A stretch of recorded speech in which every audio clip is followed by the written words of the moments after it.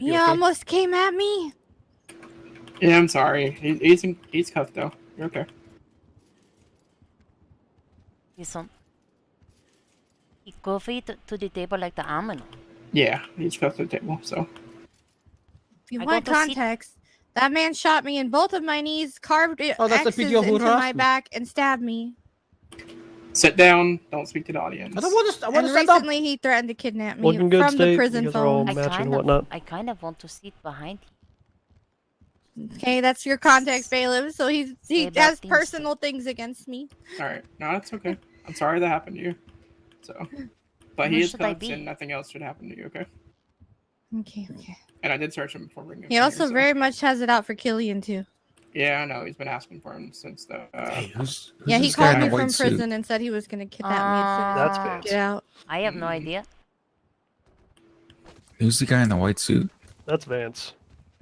Vance. I want to stand up. What do you mean? I want to stand. I don't have the right to stand. He does crime, but he just loves the judiciary and the legal stuff, so he likes to hang around Do I have the court right and to stand? lawyers. Sir, please sit down. I mean, He probably. you're cuffed to the desk, but also just like just comply. Stand back up anyways. Yeah, you have to stand up anyway when the judge enters and says. To be fair, I don't remember most people. Say your name, all that jazz. I don't know where to be in this court. I totally did not. A lot of people are here. A lot of people are here early. I totally did not flip off Sharif when he was in the holding cell. Oh, dude, I didn't see nothing. I flicked him off in here. You want to know a funny fact? What's You want to know what the last court case was that I attended? What one was that? It was his last one. Oh, this hilarious. I'm making it in time for all of them. Who's on I'm his #1 fan. On this case? I think it's just Mr. Hilliard. All right. Everyone else is like conflicted out. I'm looking at my phone. Don't start court yet. Conflict of interest. Okay. Killian's a witness, and me and Sunny are just observing. Is Killian here? Yeah, he's over there in the blue. All right. By Sapphire. I can't really force him to stop looking, because. But. What? I said I can't force him to stop looking that direction, unfortunately. So. I technically, yeah. I didn't know this actually. Yeah, he is very much looking. You're right. He is looking in that direction. He's like staring deeply into Killian's soul right now. So just, yeah, I guess be on the lookout for that in case he tries to do something. The defendant. And the witness. Killian's a witness, right? So. Sapphire. He is cuffed to the desk though, so he shouldn't be able to get out.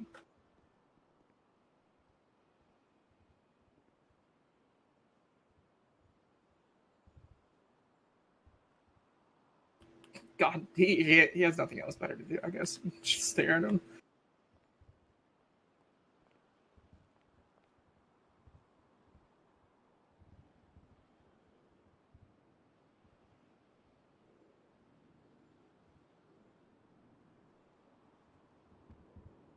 I'm gonna not look at him. That's fair enough.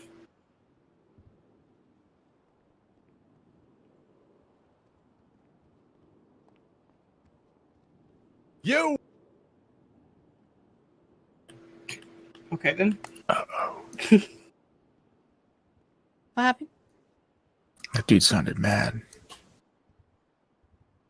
I don't even know who it is. Oh, it's the one in the back there in the brown suit, I think. Who's that? Not sure.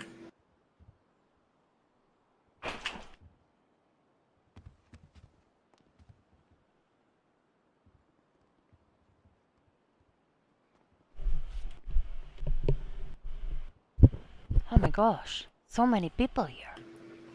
Yeah, I guess. I don't know where to go.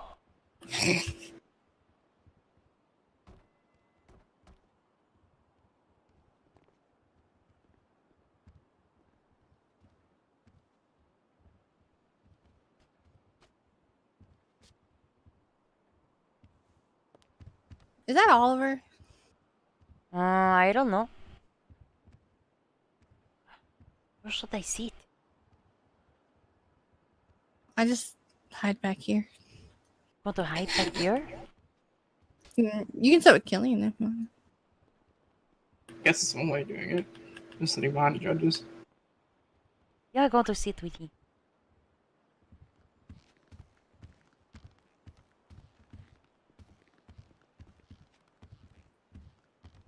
Okay, never mind. Yeah. What about you? Still the Chief Justice for now.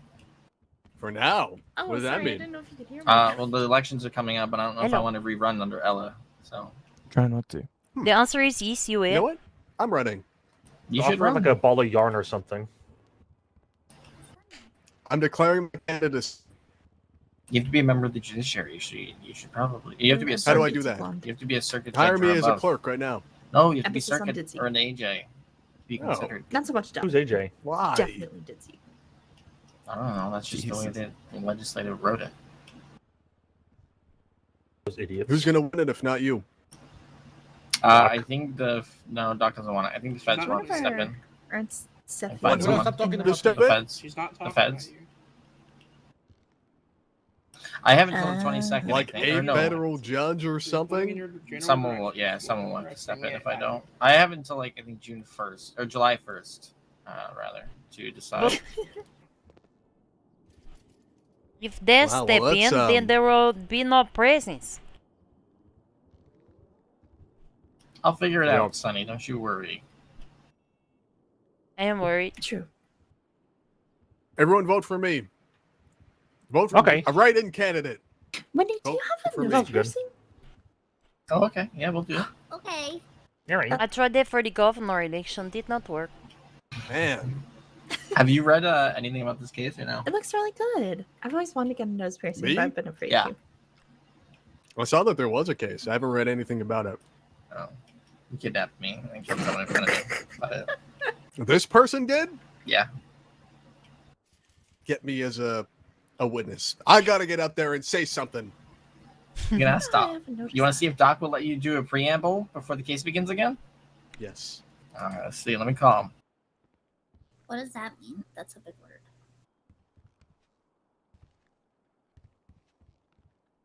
He's just gonna talk before the. Hey, quick question for you.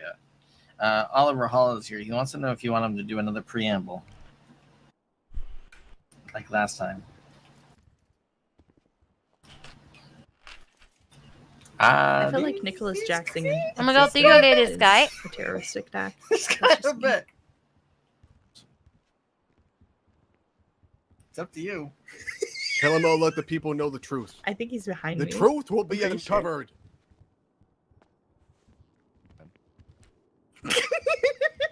Oliver, he said you can do it during deliberation.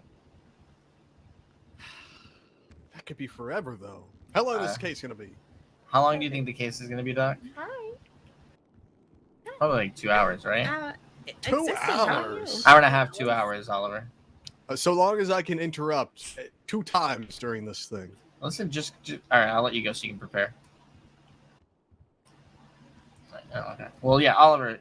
Your option is if there's a recess or the deliberation. You can just run up there and hop up there and say what you need. All right. During those recess, whenever it's All right. gonna be. All right. He said he'll do the first recess. All right. Sounds good. Bye-bye. Also, if anyone asks, I didn't approve that. Okay. Doc Yeah, it did. looks pretty bad. If you're contacting the judge, if you're a witness. Yeah. Doc approved it. Good. Not me. I didn't have any part of this. It was okay. Long, I had to go It into was work. her. I saw it. She did it. Who, Sunny? I can see. You. She did. She's an angel. I smell. I'm an I angel. I smell. would never do anything. Oh, there No, he she would is. never. Well, Wait, what the fuck? Why you You're thinking me speaking do the it? truth, madame. You're allowing me to I smelled it. to I speak smelled, like, to the people. Perfume. There's nothing Cologne. wrong with that. I would- Okay. Exactly. He's dancing. There go the judge.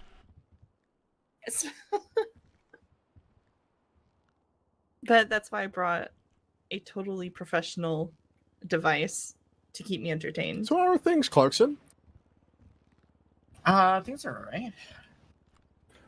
All right, everyone. Of course, I'm not going to start at 8 on the dot. I've got a matter to attend to for about 5 minutes, so we'll probably start about 8:05. But I don't want to leave y'all here not does being this count as a recess? entertained.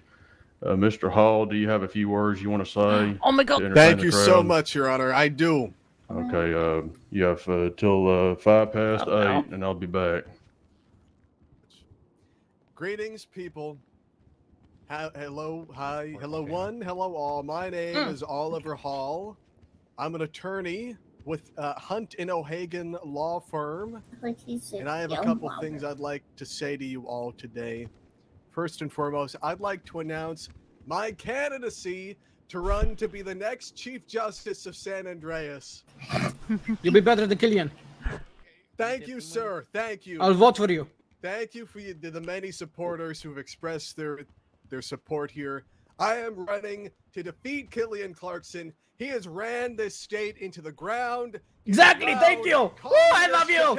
Fantastic. Watch, and sir, will not allow that to happen under my watch as your next Chief Justice. So please consider me when voting this next election. The next thing I want to say is that everyone should really start running and screaming out of the building, because I have come here to announce that the world is soon to end. It has been predicted by our scientists that a meteor is coming and will strike in the next 3 weeks. So this is... Hell yeah! This is code red, people. Why We're all are you gonna running die. for Chief Justice if we're going to die? It's a good point. And the time that we have left, I want to do what's right. That's why, sir. Hey, are you still a communist? Mm-hmm. Who said that? Me. Stand before me. Get up here. I just Why do you want... say that? Well, I just want to know if you're still a communist, sir.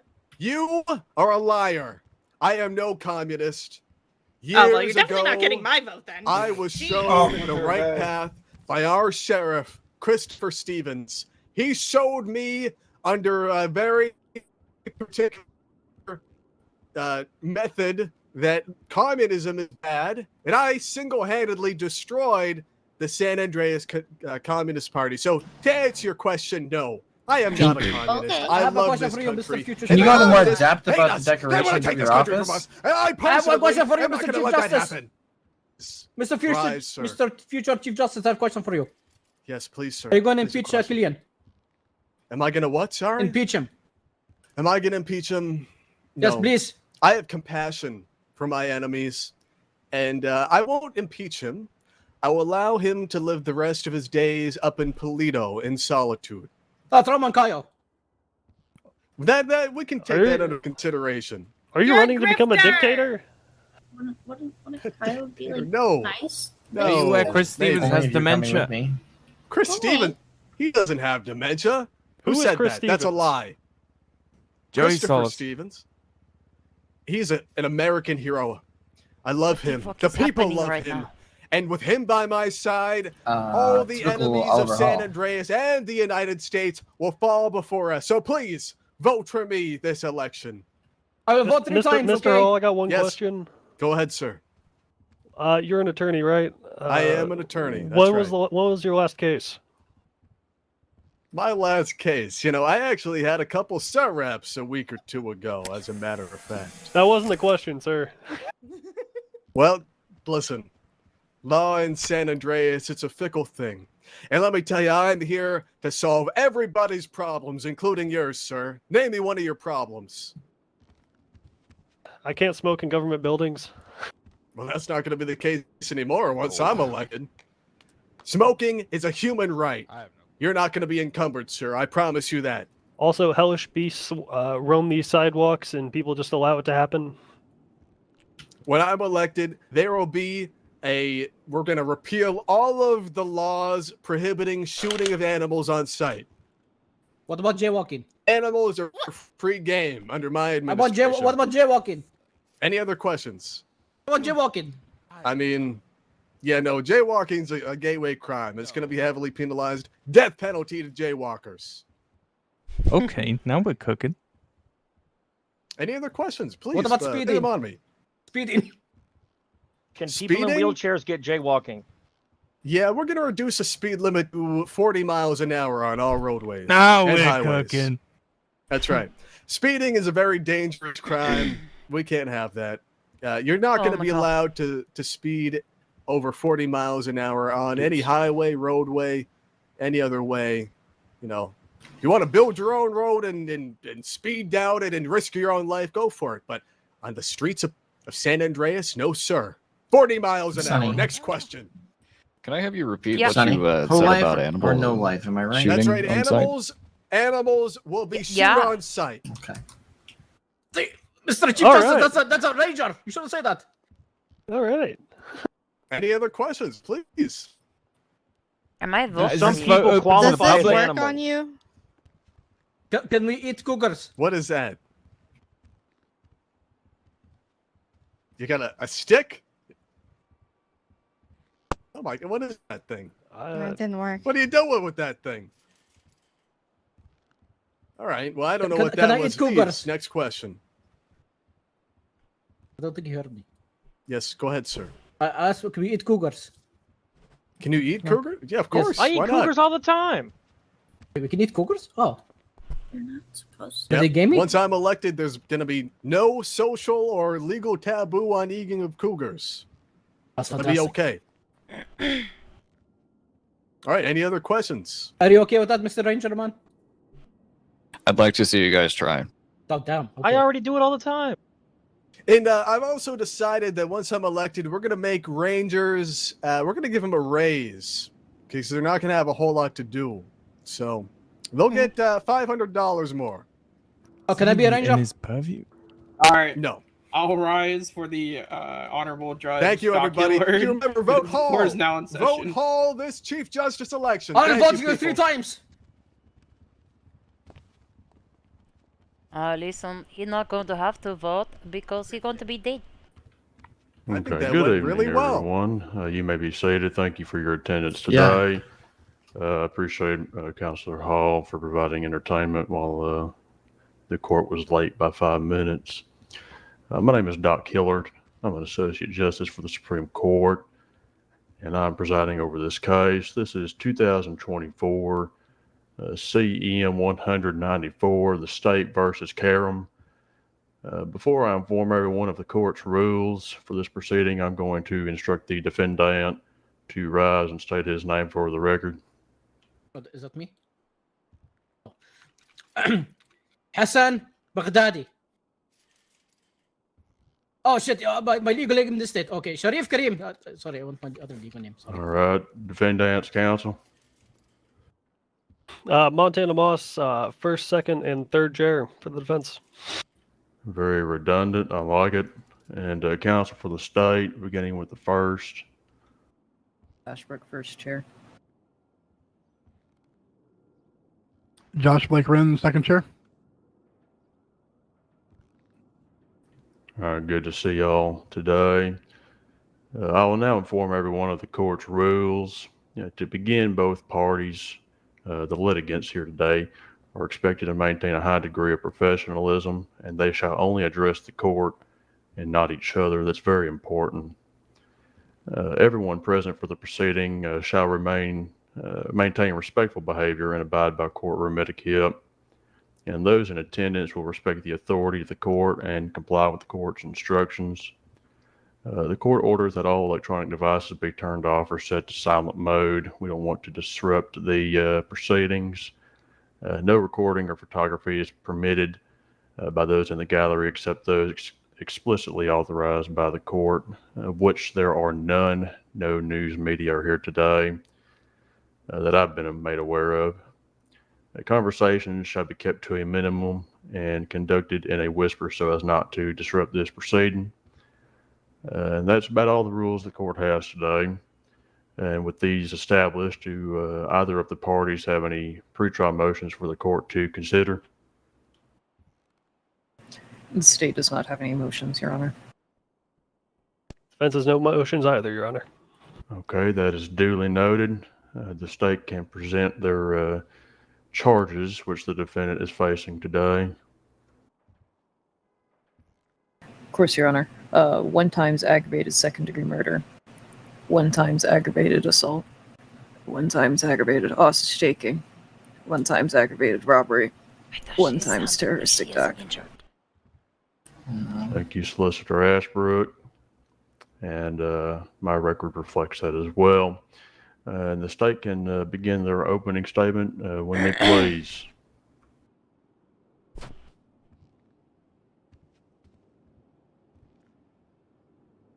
Thank you, Your Honor. Good evening, Your Honor, and everyone here today. Please bear with me if I do take a moment to pause to pack my lips up. Let's begin on a night, starting with the facts. June 1st, 2024. Not just any night, but a night that threatened the pillars of justice within the state of San Andreas, and threatened the entire government process as a whole. However, we'll get to that momentarily. We have multiple departments and procedures that make up our government here in San Andreas, all playing their roles, continuing to assist civilians, officers, EMS, doctors, and lawyers alike. But none as vital as the judiciary. Your marriages, divorces, civil cases, and your constitutional rights are handled by these fine individuals daily. Things that alter your course of your life or handle when you feel that your rights are currently violated so your voice is heard. Typically, you'd wait to handle your affairs with the courts until a docket is given or a complaint is filed, or to handle charges you take into court of a criminal affair. A normal individual would do so and just fall through several years of process that have been established in stone.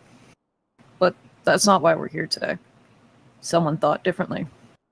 An individual by the name of Sharif Karim, who sits presently in this room behind me, thought differently. He kidnapped a well-known pillared individual in this community, Chief Justice Killian Clarkson. Clarkson has done numerous things during his time here in San Andreas, all notable and profound here within the state. None that deserve such affairs that happened to him on June 1st, 2024. Chief Justice Clarkson was kept in a room for many hours he didn't know what might happen or what the outcome could be. During that time, he was demanded multiple times to step down from his position and all charges against him, in this case, the defendant, be dropped. These allegations are not for any light charges we present today. Terroristic act, only given to those who perform such heavy crimes against the state.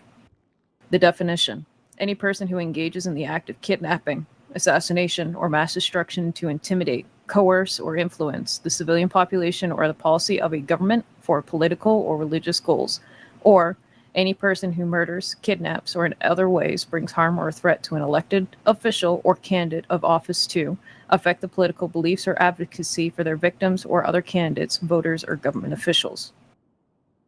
During this case, the state will provide each charge to you without a shadow of a doubt, Your Honor. Each charge will be attempted to be proven with 4 outstanding witnesses' testimony from the Commissioner of the State of San Andreas State Troopers, Barry Hill, his Lieutenant, Jay Lamb, Detective Jeff Stevens, and finally, Chief Justice Killian Clarkson himself. I ask the courts to listen to the questioning and to review the 32 pieces of incriminating evidence today. You'll hear our friends state nothing is proven beyond a shadow of a doubt. Let us present to the courts otherwise. Thank you. Thank you, Solicitor Ashbrook. Counselor Moss, you may present your opening statement. Thank you. One moment.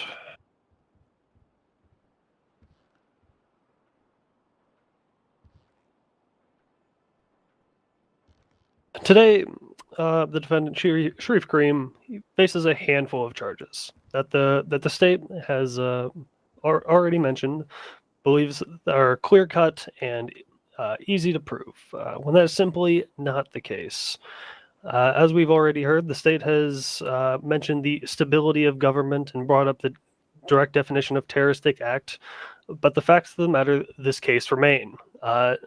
None of what the state is alleging my client has done applies to the charge of terroristic act. The simple truth of it all is that this alleged incident has exactly one direct witness, whose testimony can be considered faulty at best. The evidence that surrounds this case is mishandled in some places and outright missing in others. The state is pushing charges that do not fit, that they cannot prove beyond a reasonable doubt, only to try and make a statement out of my client. The fact of the matter is that there's simply not enough to support these charges, and the only justifiable verdict today will be not guilty. Thank you.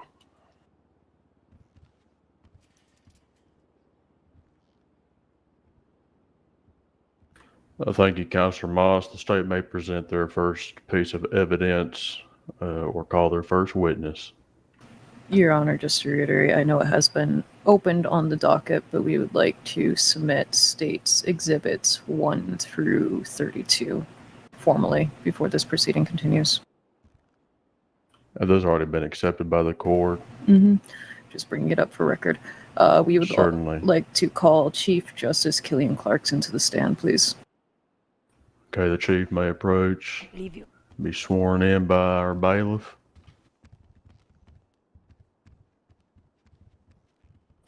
All right. Would you like the oath or the affirmation? Oath. All right. Do you swear to tell the truth, the whole truth, and nothing but the truth? So help you God. I do. All right. He is sworn in. Very well. State, once he gets comfortable, he's your witness. Permission to approach, Your Honor? Yes, sir.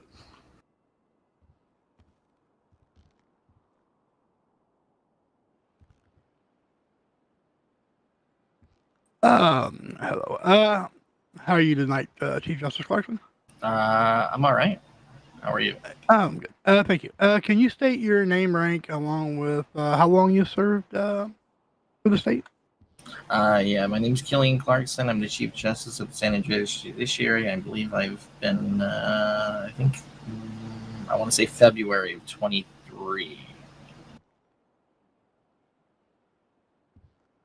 All right. Can you describe your initial encounter with Eleanor Riley, aka Lily Everhart? Is that the deceased? Just about. I never got told the name. Yes. Okay. Yeah. So I received a phone call. I don't remember where I was. I received a phone call from the deceased and asked if I was available for a name change. Went into depth, stating that they wanted to speak about it in person because they wanted it to be sealed.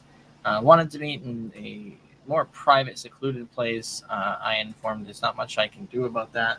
I'd only be willing to go to the courthouse.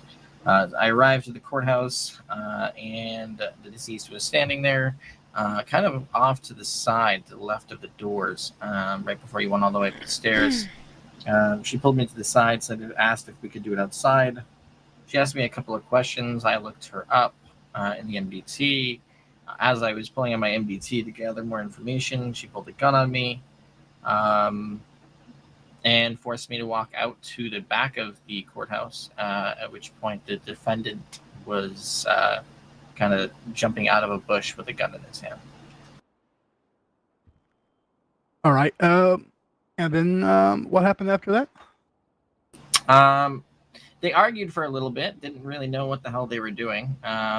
They finally kind of zip-tied me, took items out of my pocket.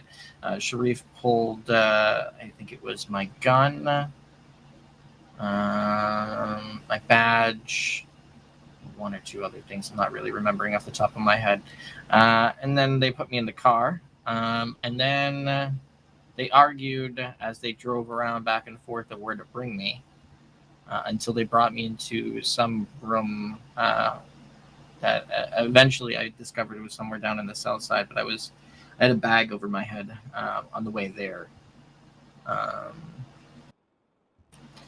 Shortly after that, they tied me to a chair inside of that room, and Sharif kept trying to ask me questions. I told him I refused to talk to him and I would only talk to her. He asked why. I told him I don't like him. He continued to ask me questions about why I did what I did, and he wanted me to drop his current case, which I think is no longer, I think that had already went to trial by now, at least. He also wanted me to remove the contempt charges, or he'd kill me. Told me he was going to keep me in that room as long as he possibly could until I did what he wanted. And then he finally advised me that he wanted me to step down from my position as Chief Justice. He was on his way to leave with the deceased. When the deceased, I don't know, they must have had some sort of conversation. They came back, they gave me my phone, said I had 30 seconds to make a phone call, and I called Berry Hill. All right. What did you communicate to Barry Hill during this 30-second phone call you were allowed? I told him I had been kidnapped by Sharif Kareem. I had 30 seconds. I explained the demands that Mr. Kareem had explained to me. And by that time, my time was really up, and I had to hang up the phone. And what happened after you made the phone call? They gave me food and water and then left. Shortly after, I don't know how long it was, maybe an hour, half an hour, I don't know. The deceased came back, grabbed me, said that Sharif doesn't know that she's doing this. She put me in her car, and I think it was, I don't know, it was Carlos, whatever, and drove me to a motel and brought me inside there. I laid inside of there for, I think, 3 or 4 hours. When I woke up, she was in there talking to me. I think she was also on the phone with Lamb. He was trying to get information about her, what was going on. I was talking to her, trying to convince her to let me talk to Lamb, telling her that I said hello. She gave me a phone. I was able to call Lamb. While speaking with Lamb, she had gotten on the phone with Sharif. I don't know what was said initially. As she walked away from me for a very brief second, I had whispered on the phone to Lamb that I was in a motel room. I was unsure where I was specifically, but I didn't know that I was in a motel room. Excuse me. Shortly after that, Sharif arrived in the room. When he arrived in the room, him and the deceased had a conversation. Seemed a little aggressive. They went from one side of the room to the other side of the room. She grabbed at his face, ripping his mask off, scratching him in the face, and then he stabbed her. Immediately after stabbing her, he ran out of the room, and I went over to apply pressure to her stab wound. I grabbed a phone out of her pocket and called 911.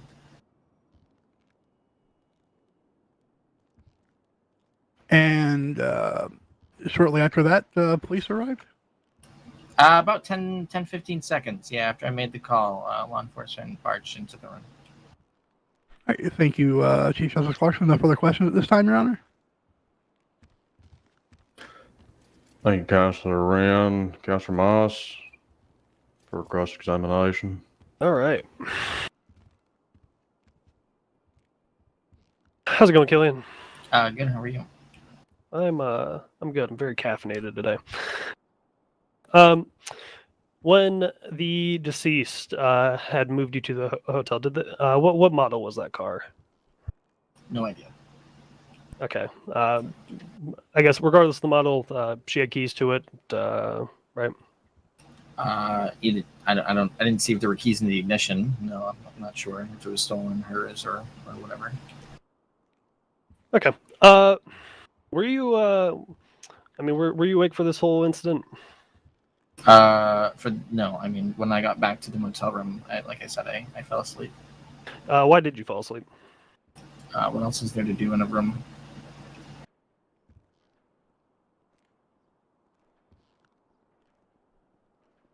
Were you?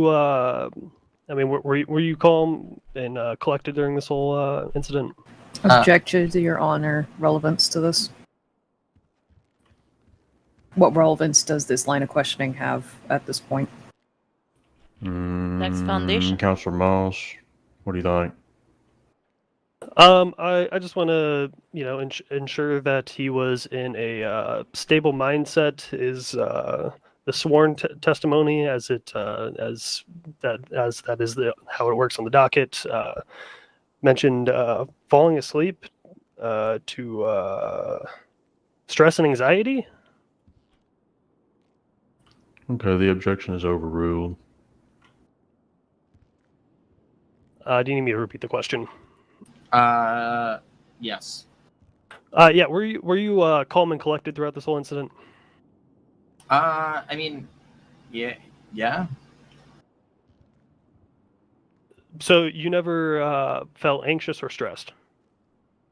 I mean, probably initially, yeah. But then I kind of just accepted the fact that I was probably going to die. Did you tell the police that you were anxious or stressed? I believe I said initially, yeah. But at one point, as I said earlier, I was refusing to answer any questions by the defendant, and that kind of helped a little bit. So.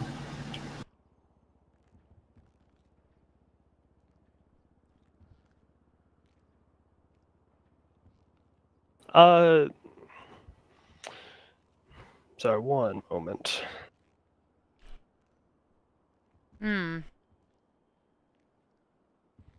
What is Mr. Moss working upon?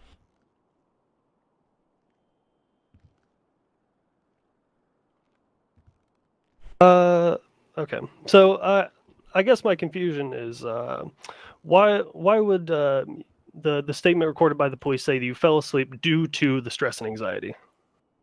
If that's not how you felt. Objection, Your Honor. Hearsay. He stated himself that he didn't have much knowledge of what happened specifically with the individual that was killed. How would he know what was given by the police in this whole situation? My rebuttal is that I'm asking about his statement to the police. That wasn't clarified there. Okay, is the objection withdrawn? No, we would like a clarification. Okay, so Mr. Moss, you're asking about why he said to the police something to the effect of that he fell asleep to being anxious and nervous or something to that effect. Yes. Yes, I'm asking why the testimony here it seems to differ from the statement given to the police. Okay, the objection is overruled. I don't recall giving that answer to law enforcement. Okay. During the I guess the climax of this incident when you had allegedly witnessed my client stab the deceased. Were you on the phone with Jay Lamb? Were you off the phone? I was not on the phone. Okay. Do you have any previous history of conflict with Sharif Kareem? Yep. Okay. Could you actually? Sorry. Let me rephrase. Would you say it's fair that it is a mutual dislike for each other? Define dislike. Neither of you two like the other.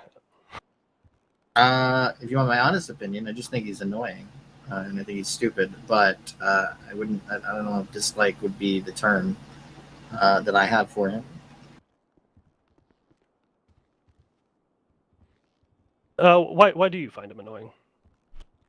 Objection, Your Honor, irrelevant to the case that's on hand. And the objection is sustained. Okay. That's fair. How far back would you say you and Sharif's relationship goes? Oh God, I have no idea. Could you ballpark it by chance? Months. Your Honor, objection calls for speculation. He's asking the individual to guess how long he's known the individual without having facts presented before him. I think this question pertains. I think the chief is competent to answer the question. The objection's overruled. Yeah, I'm going to continue with the same thing as I said. Months. I'm not entirely sure. Okay. Nothing further. The state may perform a redirect examination if y'all like. Nothing further, Your Honor. Very well. Counsel for the defendant, do you wish to call Chief Clarkson for direct examination during your case? I do not believe so, Your Honor. I think we're good to release him. Okay, Mr. Clarkson, you are released from your subpoena. Thank you for your testimony.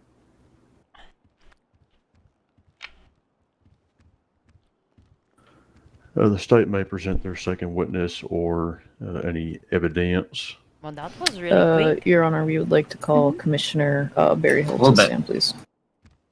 Commissioner Hill, step right up and be sworn in by the bailiff. Would you like the oath or affirmation? Oath, please. Alrighty. Do you swear to tell the truth, the whole truth, and nothing but the truth, so help you God? I do. Alright, he's sworn in. Thank you, bailiff. Mr. Hill, counsel for the state may proceed with your examination. Permission to approach, Your Honor. Yes, ma'am.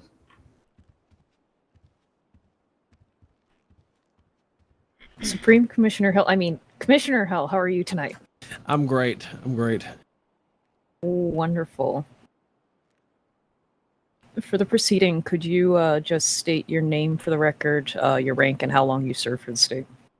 Barry Hill, Commissioner with the San Andreas State Police, been serving since February 2021. Thank you for your service. Long time. Can you please recount the details of the phone call from Chief Justice Clarkson on, I believe, on the 1st during the kidnapping?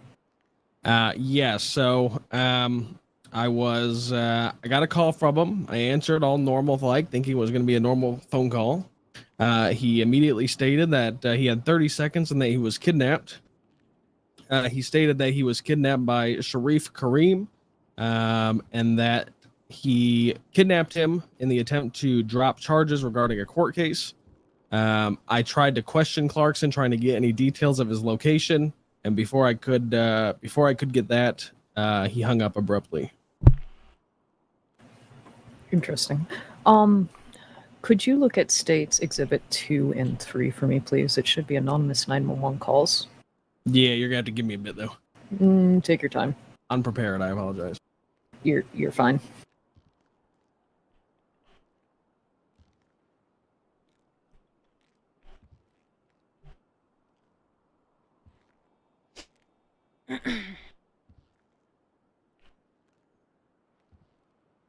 Oh my god, which streak? Welcome. Thank you for the which streak. What was the state exhibit? It'd be Exhibit 2 and Exhibit 3, please. Yes, I see that. Did you respond to this anonymous 911 call that day? Respond as in calling Sharif, yes. Responding to the actual location, no, I did not go personally. Okay. Could you describe the nature of your conversation with Sharif? You say...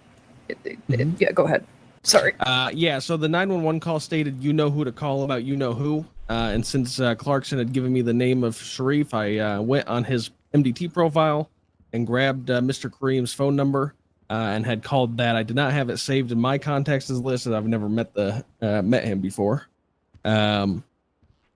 He answered. He knew it was me calling. I confirmed that it was him. I asked him who he was. He said Sharif Kareem. He said that I knew what he wanted already, but I had him restate it to me. And he stated that he wanted all of his charges dropped on his current court case, and for me to remove Killian Clarkson from his position. He was under the assumption that I, as the commissioner of the state police, had the power to remove Clarkson from his position, which I stated I did not. He then demanded a few more times that those were his demands and that I have to meet them. He gave me a 24-hour deadline to meet those demands, or Clarkson would get hurt or die. Could you repeat what he said regarding Clarkson? He wanted you to remove him from his position, am I correct? Yeah, object to asked and answered. I am asking for clarification. The objection is overruled. So yeah, he stated that he wanted me to remove Clarkson from his chief justice position. Okay. And to recap once more for clarification for the state, you got the number through his MTT profile, correct? Objection correct. Leading. I'm asking for clarification yet again.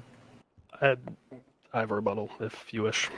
Rebuttal is not necessary. The way in which the question was posed is leading. The objection is sustained. Can it be reworded, Your Honor? Yes, ma'am.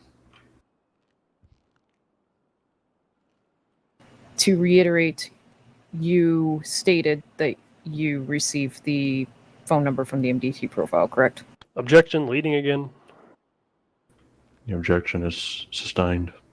Okay, we'll just skip over that one then. Can you describe the challenges you faced during the search for the Chief Justice? Yes.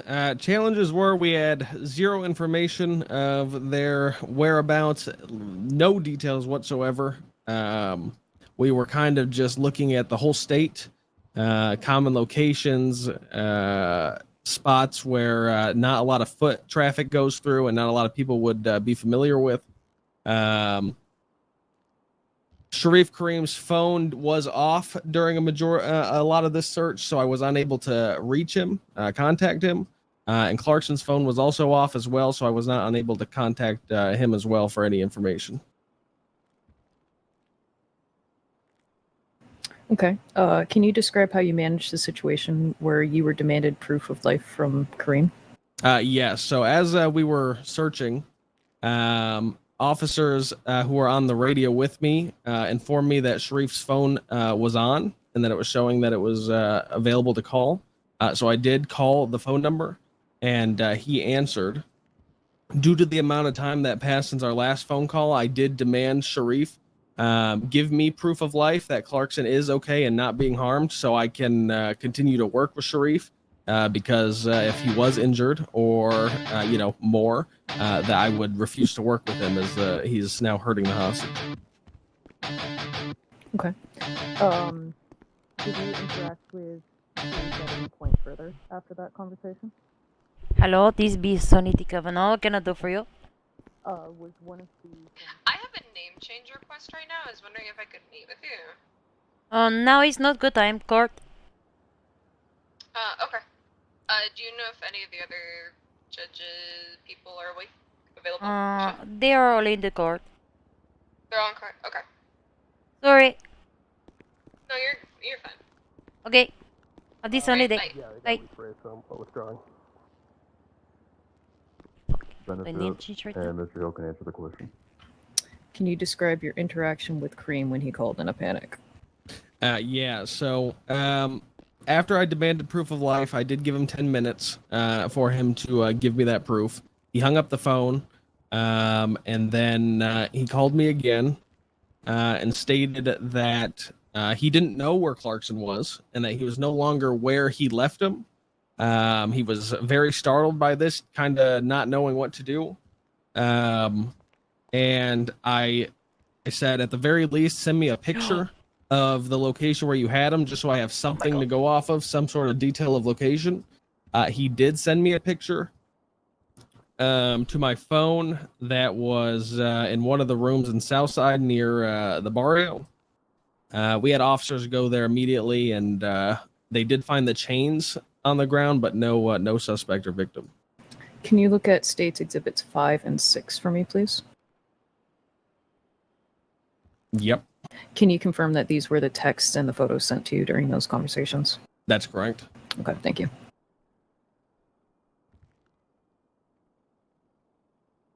What steps did you take to obtain the identity of Kareem's partner? So I asked Kareem. So when I didn't know he had a partner. He never gave me that information. Clarkson never mentioned it on his 30-second phone call, which is obviously, fair. He mentioned when I said, "Where is Clarkson? You have to tell me where he is." He mentioned that his partner, who he refused to give me a name to, had possibly took him. And he doesn't know where his partner or Clarkson were at that time. He did reference his partner as a her through this conversation. Okay. How did you handle the situation at the motel after the stabbing? So we raced to the motel after we got the room number, which was room 20. I was a little farther behind than closer units responding, so they arrived before me. However, myself and Lamb were the first ones to enter the room. We entered the room. I saw the deceased on the ground with a knife in her chest, and Clarkson, who was had no shirt on, also over the deceased. I attempted to provide the best medical I could. We contacted fire and rescue. They were unavailable and advised self-transport. Myself and Trooper Payne, Adam Payne, tried our best to stop the bleeding and to get a pulse back, but we were unable, so we raced to Pillbox Medical Center with the deceased and handed them over to the doctors. Okay. What actions did you take at Pillbox Medical Center with the injured female? We put her in a bed. Dr. Z had looked over her. We stepped out of the room completely to let the doctors have enough room to do their job. And while I was talking with other officers, I was informed that the deceased had passed away and the time. Can't remember the exact time off the top of my head, though.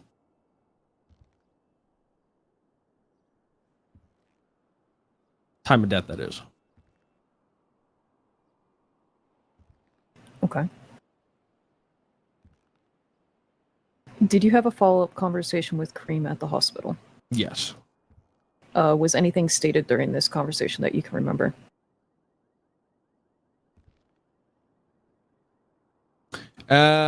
Yes. So Sharif called me and had asked me if she died. And I refused to give him an answer because, it had just happened. That's not information that he needs to know at the moment. So he had asked me. I refused to answer. I told him to turn himself in to law enforcement, and he refused, saying that we're going to have to find him. He's going to go into hiding. He's going to be on the run. Okay. No further questions at this time from the state.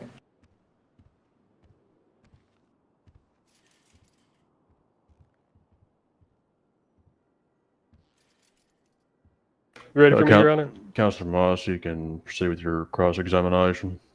All right. Just a couple quick ones for you, Commish. One, how are you today? Great. Wonderful. Who was the primary officer at the motel? The primary officer, the first officer, I met with Lieutenant Lamb at the motel. He was primary with me arriving very shortly after he did. Okay. Who took Killian Clarkson's statement? That would be Lieutenant Lamb. Okay, thank you. No further. Any redirect from the state? No. No, Your Honor. Very well. Counselor Moss, do you intend to call Mr. Hill? No, thank you, Your Honor. We're happy to release. All right. Commissioner Hill, you are released from your subpoena. Thank you for your testimony. Thank you, Your Honor. The state may present their third witness or any piece of evidence. Your Honor, we would like to call Lieutenant J. Lamb to the stand, please. Mr. Lamb, come on up here. Hey. Yeah, I can. Hang on, I got this. I'm prepared. Hang on. I'm ready. I'm ready. Would you like the oath or the affirmation? The non... just give me one. I don't know. I'm not bothered. Okay. Do you swear to tell the truth, the whole truth, and nothing but the truth, so help you God? Yeah. All right. He is sworn in, Judge. Thank you, Bailiff. Mr. Lamb, you can get comfortable, and counsel for the state may begin when they'd like. Thank you, Your Honor. How are you doing tonight? I must call you Detective Lieutenant Lamb. It's not bad. All right. For the record, could you state your name, full rank, and time of service? I am Lieutenant J. Lamb with the San Andreas State Police, and I've been employed for over 2 years. Thank you for your service. Thank you. Can you describe your initial contact with Mr. Cream's partner, Lily Elverhart? I can. So it was called out. I was involved in the searching of Killian. I wasn't around at the time of the kidnapping itself. Later on during the day, it was called out over tech that a lawyer was contacted by a female individual coming across very concerned or raising concerns So obviously the number was passed over to us. It was given to Castro, who then relayed it over to me and Barry. As Barry was dealing with Sharif, I volunteered to call that number, which obviously I called said number, and a female did answer. In conversations with her, I just started off just saying who I was, just trying to see how she was and kind of repeat what we were informed of attack, and got to the point that I asked her, are you in a situation that you don't want to be in right now? And she said, sort of. And then we started talking from there. And how did your conversation go from there? Well, she originally gave us saying her name was Julie, and she was very hesitant to talk to me. Obviously, I kept talking to her, keeping her on the phone, and eventually she did say that she would call me back. A few minutes later, I called her again and had a more conversation with her, which then resulted in saying that my friend, your friend or someone that wants to trust you is here, and I'm going to let you talk to them. So she hung up, and then I shortly got a phone call from Killian Clarkson. Okay, and can you go into detail about that conversation with Killian? Yeah. One of the first things he stated is that it was on speakerphone and she could hear. I asked how he was and had a bit of a conversation. Eventually, at the time, which her name that she stated over the phone was Julie. According to Killian, she went to the other side of the room, so Killian was able to talk to me a little more reductively, and that's when he informed me that he was in some sort of motel. And anything else from the conversation, or was that was kind of the rough end of it, as much as I can recall. Okay. Did you have any other conversations with Miss Everhart? Yes. So after that point, we were out searching for motels. I went up north. Sorry, give me a second. I was up the north of Vinewood Motel, is more the pink, and I forgot what it's called, but the motel up there by Clinton. And I was having a look around, and it was relayed that Barry had another conversation with Sharif, and he stated what was relayed of attack was that apparently Sharif stated that he was going to kill her. So having a somewhat communicative and cooperative relationship with the female individual that referred to herself as Julie, I called her and asked if, trying to convince her to let us be there. She said that Sharif was on the way. And at that point, I said that, your life is most likely in danger. And then while the conversation was still going on, she stated over the phone, why do you have a knife? And then there was screaming. Shortly after, with groaning pain, she stated of room 20 and that she was sorry, which I then said, which motel? And she said by the beach. Okay, could you detail the sequence of events upon arriving to the motel? Sure. So I arrived on scene. Room 20 was on the secondary floor. Once Barry arrived on scene, me and Barry went up.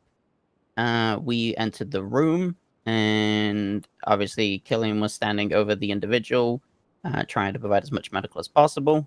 We moved Killian away. Barry attended to the female that was on the ground by the door to the right as you enter, and I handled Killian. Killian was chained by his leg to an object, so I had to go outside and get some bolt cutters, cut off the chain, and left that there, and then took Killian outside and provided medical to the gash that was on his leg from being chained up. I know Sheriff Kareem did these things, but where he went, And I don't know. let's see. To you, what was the significance of the phone calls you received during the time frame of the incident? Can you say that again for me? Yeah, I'm a little lost. Oh, I'm sorry. I said, in your own words, could you explain the significance of the phone calls you received during the time frame of the incident? Can I ask some more clarification on your question? Because I don't want to necessarily... it's a very broad question for me to answer. Yeah, sorry. Let me give me a second to rephrase. We'll just skip that question for now.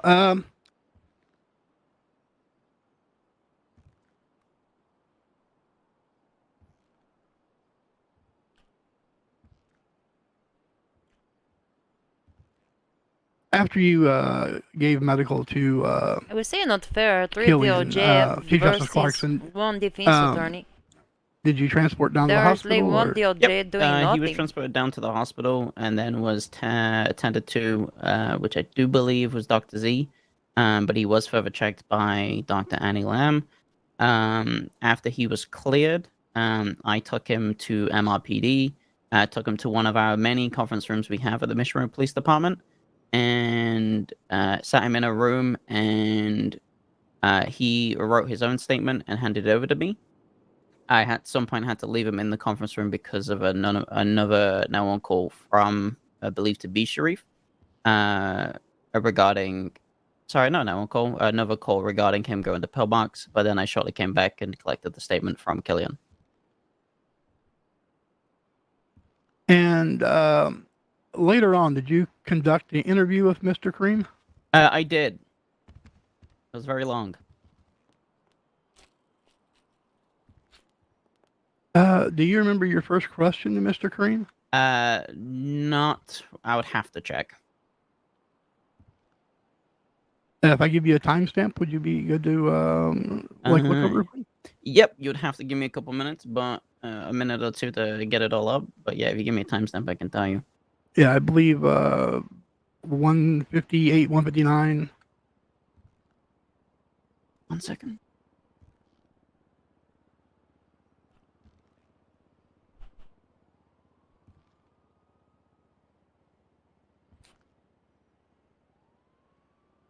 State, is there a particular exhibit you're referencing? Just so council sorry, can Your Honor. review the exhibit. Yeah, Your Honor. This would be State Exhibit 25, Your Honor. The interview with Sharif Kareem. All right. Sorry, I'm also unprepared. 1 second. Got it. I don't like the way they are introducing their Can I get the timestamp again one more time? Right around 2 minutes. The Evidence Lux Foundation. Should just go up there and say, yes, I would like to enter into Give me 1 second.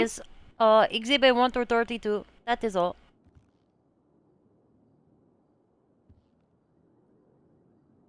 I asked him, why don't you tell me what happened with you and Killian?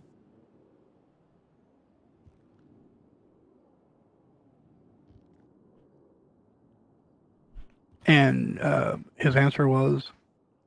Stand by.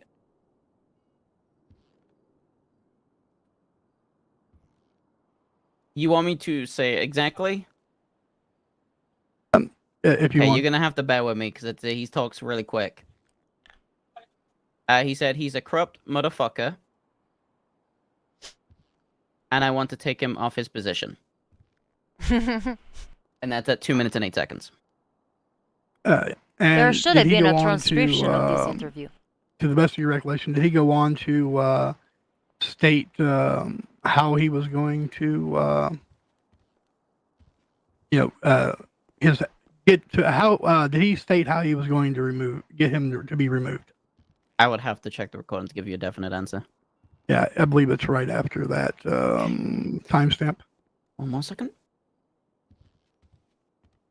I asked him, how are you going to do that? And he said, kidnap him.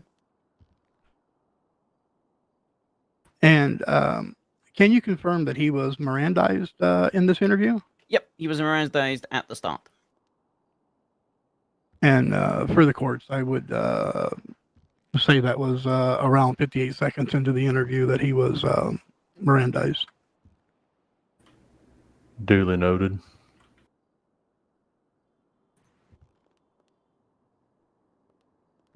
Did Mr. Kareem make any other statements you would find significant to this? Follow. I would have to check the recording to give you any sort of definite answers. It's a 30-minute recording. Yeah, not a problem. That's all for now, Your Honor.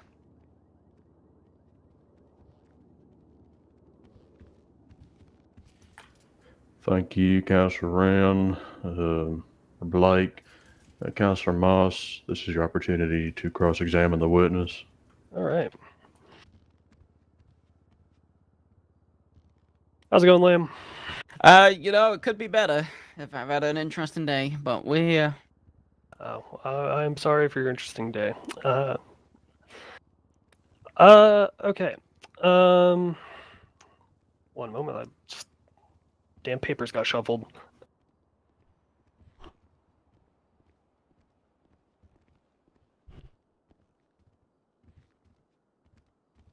Did Killian describe the climax of this alleged incident, the fight or the skirmish, to you?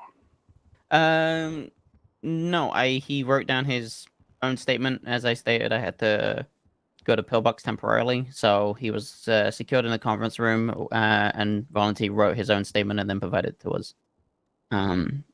He never stated anything word by word to me. He just wrote it down and passed it over to us. Okay. And just for the sake of clarification, did you edit Killian Clarkson's statement at all? Nope. Okay. Is there any reason why the testimony we heard earlier from Killian that he did not tell the police that he was stressed and anxious? Is there any reason why the statement that you recorded differs from that? Objection. I can rephrase. That was terrible. All right.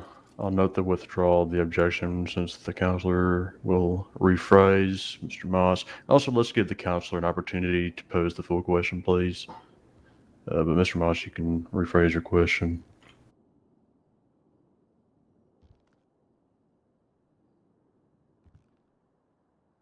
As the person who officially recorded Killian Clarkson's statement, is there any particular reason why his testimony here today would differ from the statement? Objection, Your Honor. Calls for speculation. And also asked and answered. My rebuttal is that he was the one who took the statement. If there is any reason he would have the first-hand knowledge of it, I'm not asking to speculate. I'm asking if there was anything done via him that would cause a change. He would still be speculating to the state of Mr. Clarkson's mind when he was writing his statement. Well, it's an interesting issue.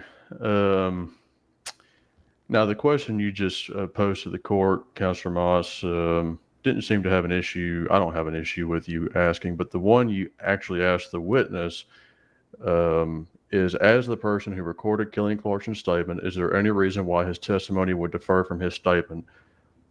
That, I believe, would call for speculation. However, the question you told me that, or you told this court that you posed to Mr. Lamb is, as the person who recorded Killian Clarkson's statement, is there anything you did that would cause his testimony to differ from his statement?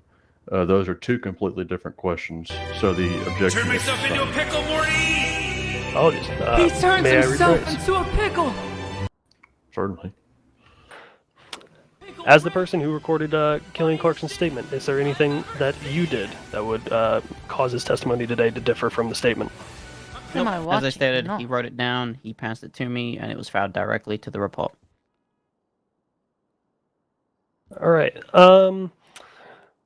Let's take a quick, brief detour to the motel. Did you see any suspects while on scene? Nope. Are you aware of any officers that did see any suspects? It was called out that officers were pursuing somebody, but I couldn't testify to that as I was not there at that time. Okay. You were the one who apprehended Sharif on his warrant, correct? Yeah, after he shot me.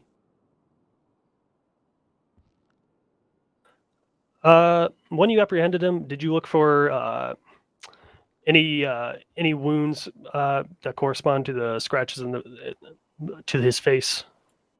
I'm not the one that provided medical to him. As he shot me, I also had to get medical because he shot me multiple times with a gun. Okay. At any point during processing, did you examine him to see if he had any scratches on his face? No, at that point there was no need to because he did not advise further medical attention. That's no. You call Rick. Okay. As an officer of the law, do you think that The scratches on the defendant's face would help to indicate. Sorry, I need to rephrase that. That was terrible.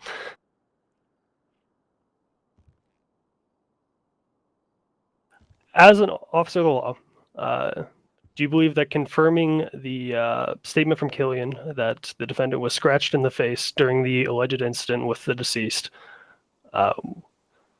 would that confirmation assist your case as it comes here today? Yeah, I'm gonna Objection. need some. Go ahead. Calls for speculation and slightly badgering, Your Honor. Repeat the latter part of the question, please, Counselor. Would I have up to the point with that conversation, and then my notes cut off? Sorry, it was would that confirmation assist with the case being brought forward today?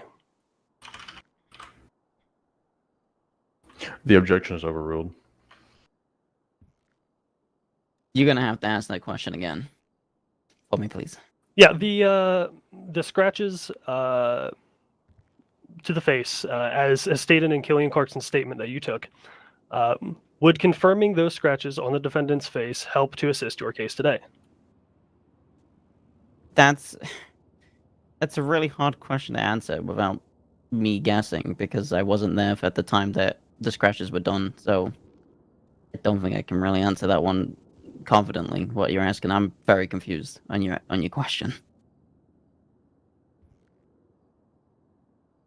If you can simplify it for me, I might be able to answer it. But right now, I wouldn't be able to. Yeah, sorry. Let me try to simplify it, maybe. All right. Were you aware that in Killian Clarkson's statement, he described a kind of a scuffle where where Sharif Kareem was allegedly scratched in the face? As I said to you, I collected Killian's statement and I forwarded it straight to the MDT. I'm not the one that reviewed or studied it at the time. Okay. Were you the primary officer for this incident? For the recovery, yes, but it was a broad situation that stemmed from multiple hours, so it was a joint effort between me and Commissioner Hill and some detectives involved. If you're asking if I'm the one that put out the warrant, I did not. I was not asking that, but thank you, Okay. Nevertheless. Do you believe it is helpful to confirm a victim's statement to the police? Yes. Okay. All right. Let's move on to the next bit. The interrogation, as we've already described. Did you believe that Sharif Kareem was generally truthful throughout this interrogation? Objection. Calls for speculation, Your Honor. Counselor Moss. My argument was that, or sorry, my rebuttal would be the whole point of interrogation is trying to discern the truth from the person being interrogated. So, as the person conducting the interrogation, Mr. Lamb here would be the one with direct knowledge of that.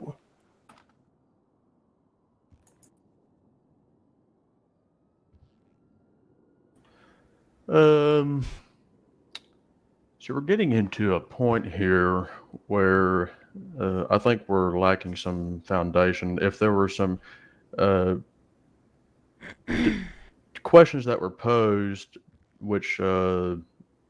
Lamb knew the answers to, and used those to kind of determine if the defendant was truthful, I think that information would best be provided first before asking this question.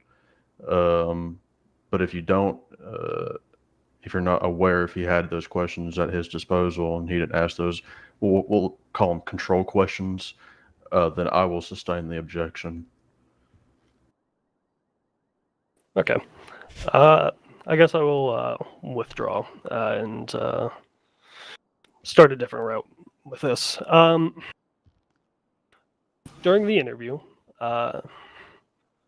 did you ask Sharif Kareem any questions that you knew for a fact to be confirmable and truthful? His name. Okay. At any point during the interrogation, did you accuse Sharif of lying to you? If you can give me a specific timestamp, as I said, it's a 30-minute recording. I'm not going to be able to definitely give you an answer without reviewing a specific part of the interrogation.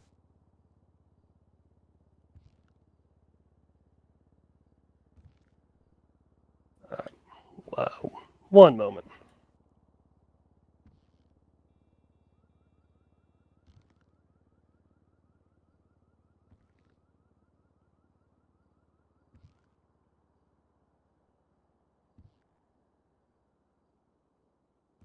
About nine minutes or so. The direct quote from the exhibit is, after the defendant gives an answer, you say, "quote I've got the commissioner saying you did." Wait, exact timestamp so I can just check one more time, please. Right around 8:55 or so. Okay, I'll start at 8:45. Give me 1 second.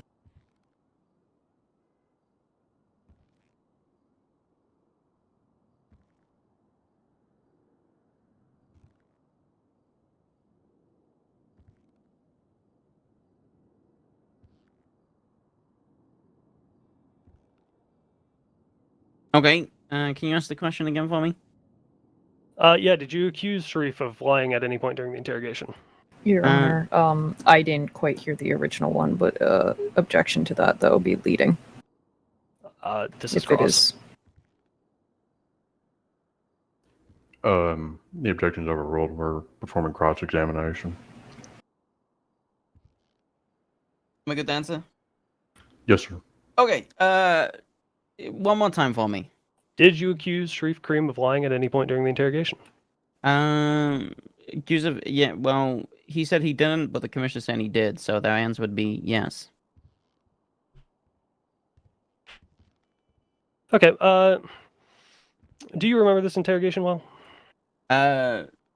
This happened over 14, 15 days ago, so not particularly, no. Alright, that's fine. Nothing further, Your Honor. Thank you, Counselor Moss. The state, you may perform any redirect. Nothing further, Your Honor. All right, Counselor Moss, I think you know the question I'm going to ask. We're good. Jay Lamb is a free man. All right, Mr. Lamb, you heard the man. Thank you for your testimony. Thank you very much. The state may call their fourth witness or present their evidence. Your Honor, we're going to call our final witness today, Detective Jeff Stevens, to the stand. Mr. Stevens, step right up, and speak to the bailiff, please.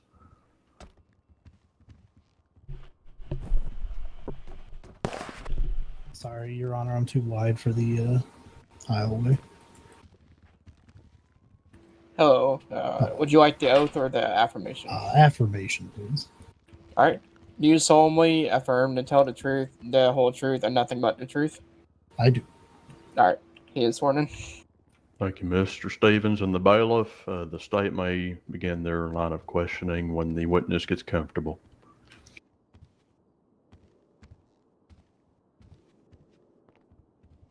I'm good to stand. We're good.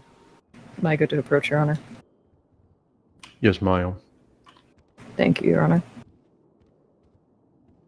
How are you doing this evening? I'm good. How are you? That's a loaded question for me. Could you state your name and rank and how long you've served here within the state? Yeah, I'm Senior Detective Jeff Stevens for the MCD. I've served for just under 2 years. Thank you for your service. Could you describe your role in the investigation following Killian Clarkson's kidnapping? Yes, I conducted surveillance and attempt to locate Chief Justice Killian Clarkson. I also responded to the motel room that he was being held at and conducted evidence testing of that scene. Okay. Could you detail the process in which the scene at the motel was documented? Yes, when I arrived, Trooper Jessica Payne was on scene. She was beginning to document the scene by taking photographs. I joined in and also documented the scene by taking photographs. I had arrived in there. She collected Trooper Payne collected a blood sample that was on the ground. And then there was also a knife that was on scene that was used to stab and kill Lily Everhart. I performed a swab of the knife that was the murder weapon, and then proceeded to bag the evidence and securely transport it to Mission OPD. Okay, could you look at state exhibits 7 through 17? Yes, 1 second. Okay. Can you confirm that these are the various items that you had found on scene or during your interaction at the motel? Yes, they were. All right, hold the questioning, please. I was letting the courts review. I realized that was a lot of evidence. Thank you.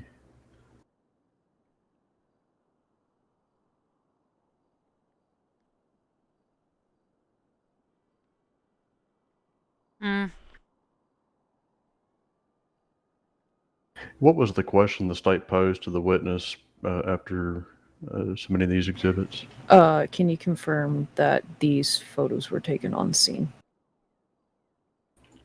Okay, the witness, can you please respond to that question again? Yes, they were the evidence that was on the scene. Okay, thank you.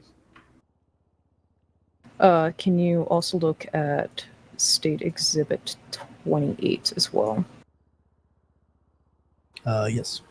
Can you confirm this was also a photo of the scene? Yes. Okay, thank you.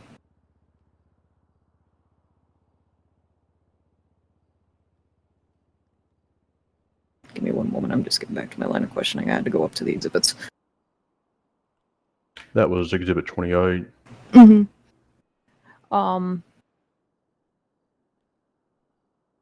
How did you handle the blood swabs and other forensic evidence found at the scene?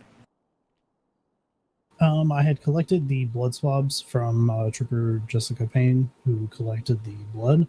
I had collected the swabs from the knife. I put them in a secure evidence bag, sealed it, transported it directly to MRPD, and then stored it in the MRPD evidence locker until it was analyzed by our lab technicians. Could you look at Exhibit 27 and 29 for me, please? Yes. Are these the forensic matches that came back for the knife and the blood samples? That is correct. They are.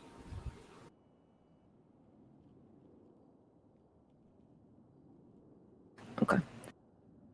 How did you ensure the chain of custody of all evidence documented at the scene of the crime? I physically witnessed Trooper Jessica Payne collecting the blood samples. I physically collected the knife samples. And then, as I stated previously, I transported them to Mission Row PD by myself and put them straight into the evidence locker. And 2 final questions. Can you look at State Exhibit 30 through 32 for me, please?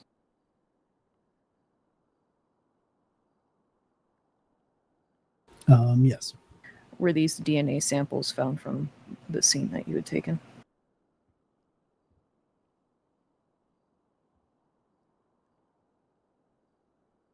Those are the DNA samples from the individuals that were on scene, not physically collected from the motel room. Okay. Thank you for your clarification. No further question, Your Honor. Thank you, Solicitor Ashbrook. Counselor Moss, you have the opportunity to cross-examine the witness. All right. One moment. Why did she not point out the matches? But that would be the closing statement. Hey there, Rocco. I'm sorry. I don't remember your title, Stevens. Could you just repeat it for me so I can address you Yes, formally? Senior Detective. Senior Detective, did you collect this evidence while wearing gloves? I do not recall. Oh my god. One moment.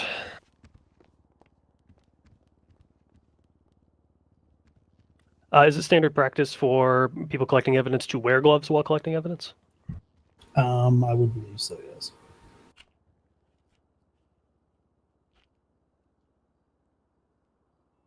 I don't think that should. One moment.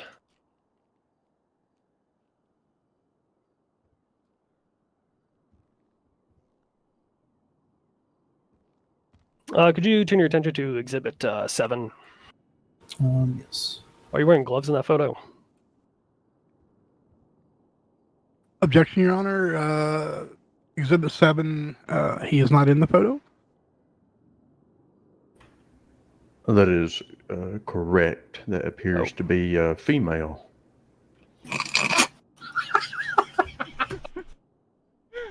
That's because I pointed him to the wrong exhibit, Your Honor. That's my fault. Oh, it's okay. All right. We'll look past that. What? Please proceed. What? Let's look exactly one exhibit past that to Exhibit A. Can you look at Exhibit A for me? He pointed them to the wrong exhibit. Yes. Are you wearing gloves in that photo? I'm not. Okay. If it is standard practice to collect evidence using gloves, why did you not wear gloves on that day?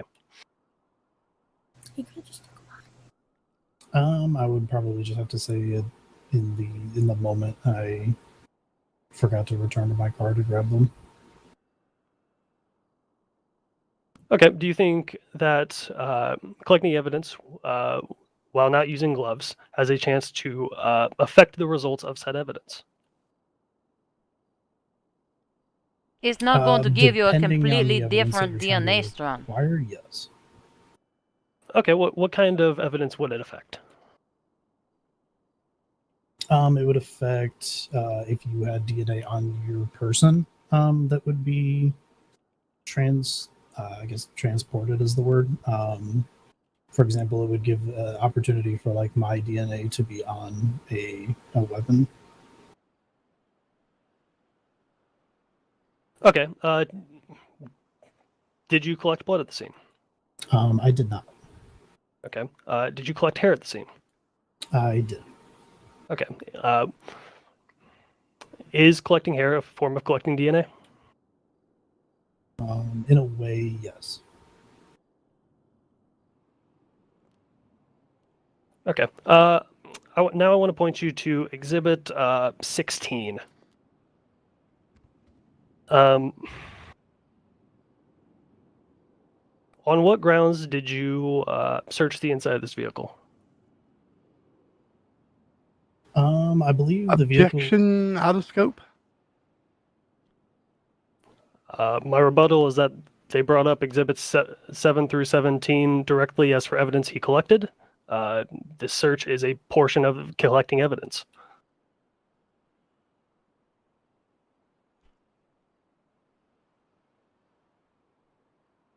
And give me one moment to pull it up.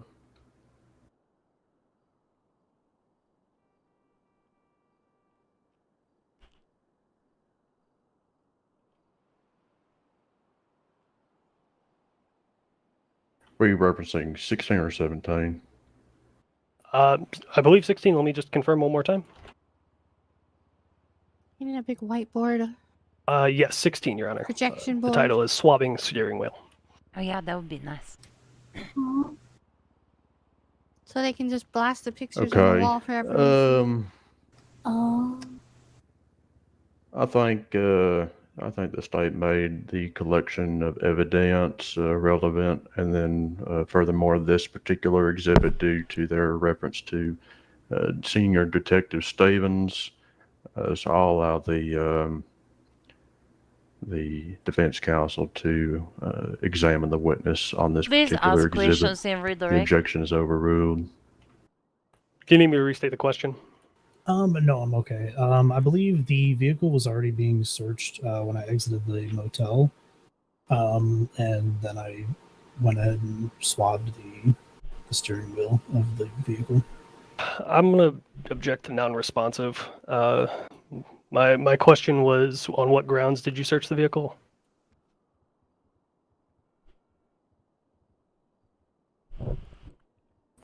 Perhaps, Mr. Stevens, do you understand that question? He's asking on what grounds you searched the vehicle. My response to that would be I am not the one that searched the vehicle. Okay. All right, we can proceed.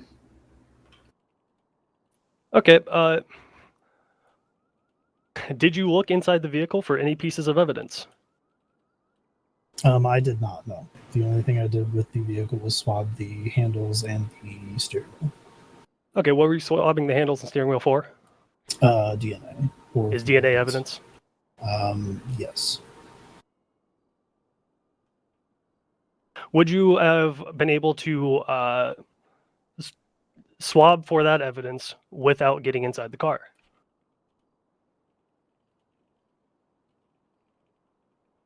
No. If the door was closed, no. Okay. Since it wasn't answered earlier, then I would ask, on what grounds did you search the inside of the car?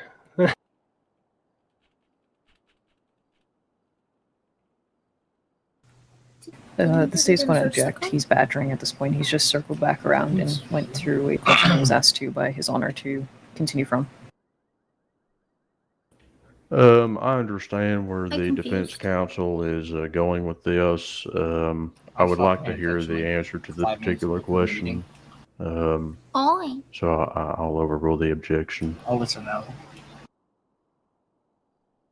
I would say that the grounds that I performed my evidence testing was that the vehicle was already being searched at the time.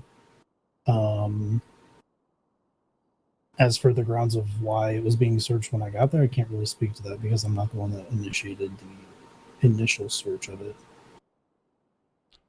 Okay, who initiated the initial search of it? I believe it was Trooper Payton. Okay, what items of evidence did Trooper Payne give to you when related to the search of this vehicle? She did not. Okay. Were you the one in charge of collecting all evidence at the end of the day? I can rephrase if you like. Collecting is probably a bad verb for that. Yeah, if you don't mind. Were you taking the lead on, I guess, gathering all collections of evidence made at the scene of the motel? Yes.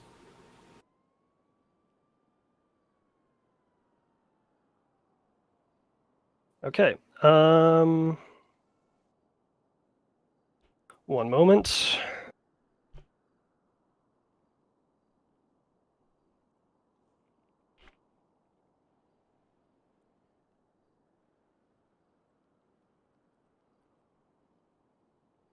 I don't think that I have anything further, Your Honor. Okay, Counselor Moss, thank you. The state, do you have any questions for redirect? Oh, I do, Your Honor. All right, give me just one moment before you start. Let me get my notes ready. That's fine. I'm slow walking.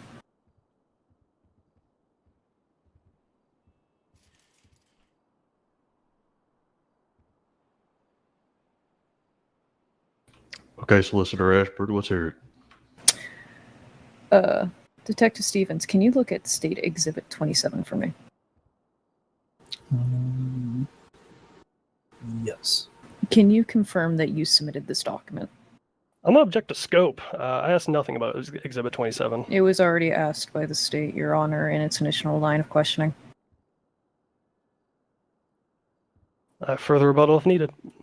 It's not necessary. The defense counsel did not reference the 27th exhibit, so the objection will be sustained. Okay, Your Honor. Oh. No further questions then. Yes, it is, Sheriff Kareem. Mr. Moss? Well, we have nothing on recross. We would like to keep Senior Detective Stevens subpoenaed for the time being, Your Honor. Okay, Senior Detective Stevens, you were ordered to stay here in court,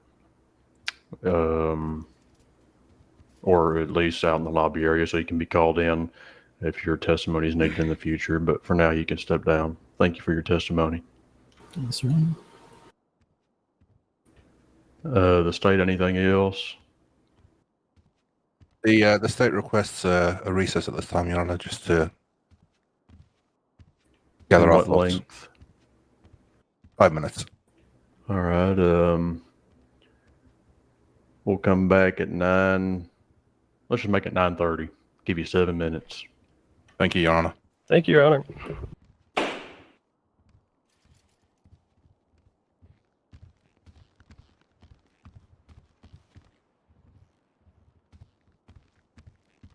Let's go back and talk to Doc. How's he going?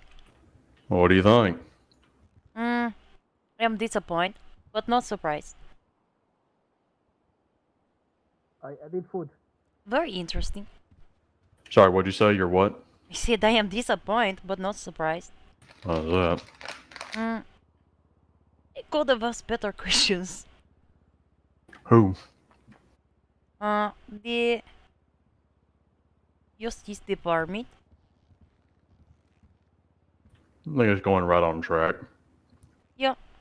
I'll probably let the defense kind of skew off a little bit. I'm talking about the steering wheel. There's really no evidence with the steering wheel that was submitted, no forensic evidence, just the fact that he swabbed it. But they submitted no DNA reports or anything about the steering wheel. Maybe they did not find DNA. Are they going to yell Brady violation? Or the forensic report for these swaps? No, I mean, I don't know. We'll see. I didn't think about it.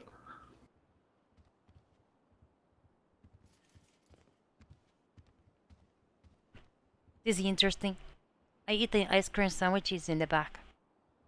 I have a box of nerd gummies under my desk that I've been snacking They are on. so good. Have you ever had them freeze-dried? So yummy.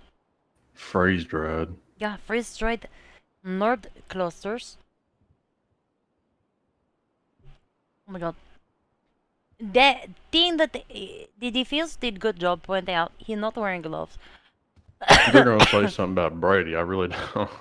I don't have the time to entertain it.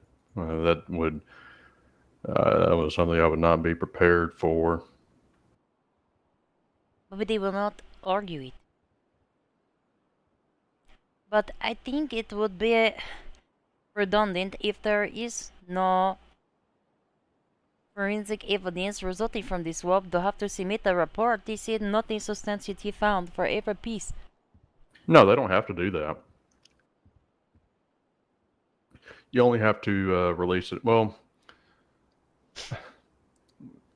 Do you see the problem that would create? well, I would just say, all right, let's say they did swab and they processed the swabs and they didn't submit something that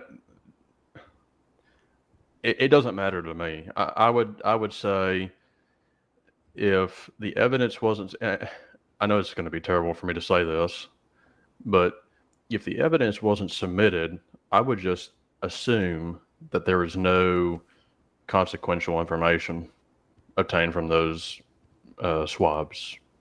You know, if I was a defense lawyer, I would just assume nothing came from those. But I would also question it. I would question the state. You know, did you take this evidence? Was any evidence or were any forensic reports produced that could exculpate my client? But I don't know. The whole Brady thing. I'm just over it. Yeah, me too. It is my middle name though.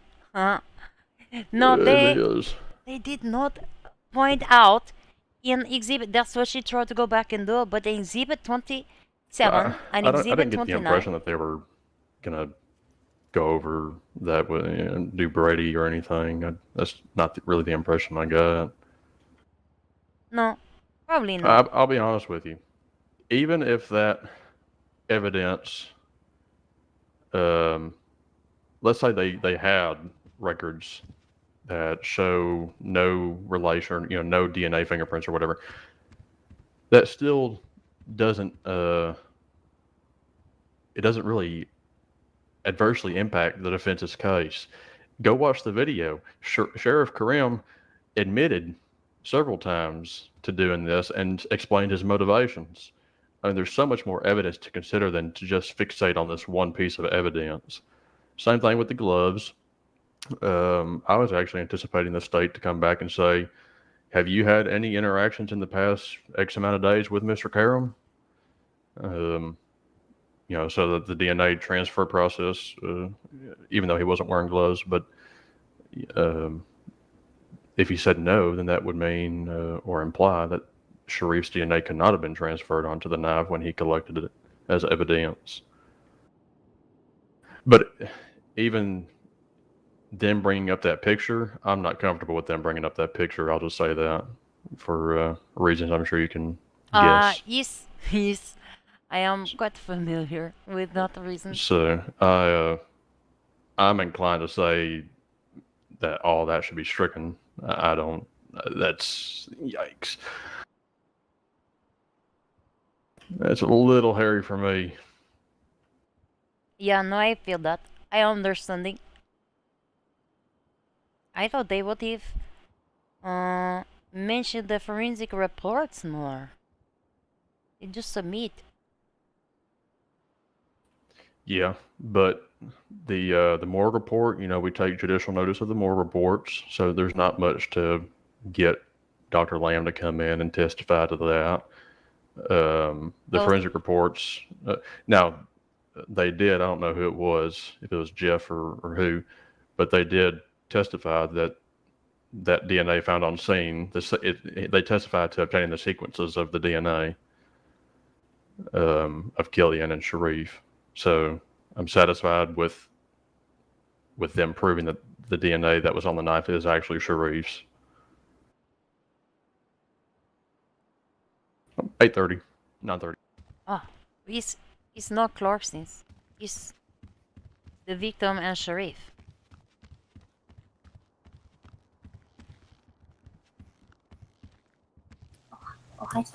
Heather.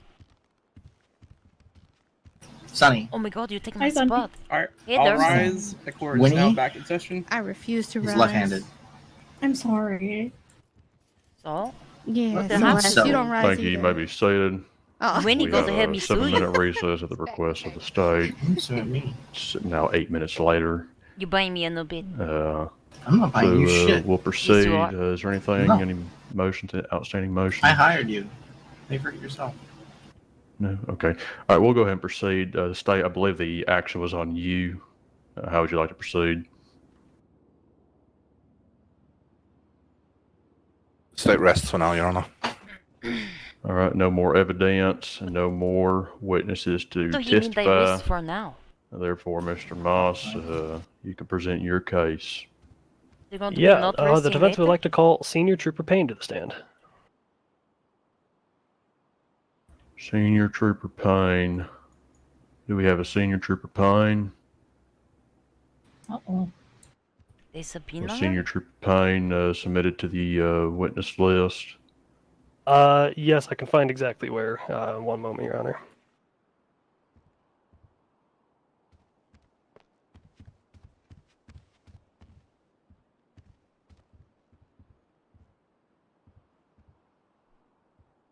I request the subpoena on line 10 of the docket.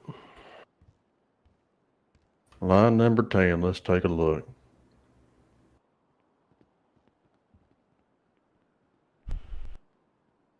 All right, I see that. Have you been in contact with the witness to make sure they were showing up for trial, Mr. Moss? I have not, but obviously when we were in the arraignment hearing, you had mentioned that everyone stated they were available for this date and time. That is correct. Let me just confirm that they were notified. I do not see Senior Trooper Payne here on the Fed Finder. But just give me a little bit. Of course.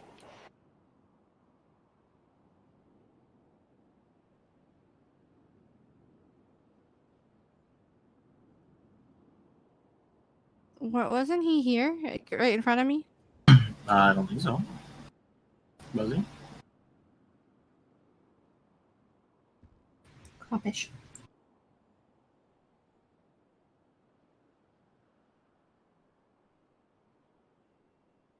Wow.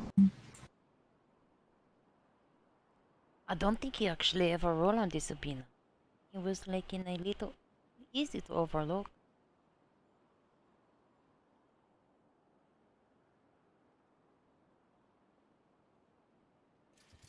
It did not get approved. Yes, sir. So the court will notate for the record that all 9 participants in this case marked as available for the date of this trial and the time. Senior Trooper Payne does not appear to be present. The court will consider any punitive action later at the conclusion of trial. That is if the witness doesn't show up. Mr. Mize, it's certainly your prerogative if you want to contact the witness and see if they can come on in. If not, well, that's up to you. It's your witness. Do you have any other witnesses to bring before the court to testify? If I could get one moment to contact that witness, the reason for keeping Senior Detective Stevens on subpoena would have been follow-up after questioning Trooper Payne, and it's all kind of based on the testimony we just went through with Stevens. All right.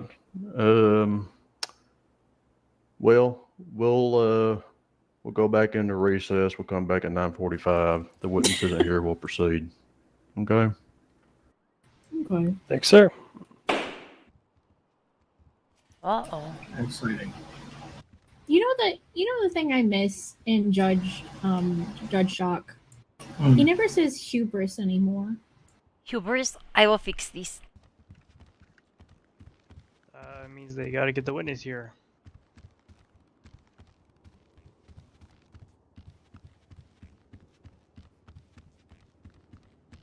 I have a request from the gallery.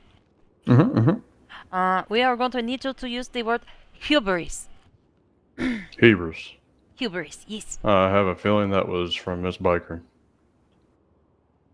It was just generally from the gallery. Nobody. Confirm yes or no right now if it was Miss Baker. Yes.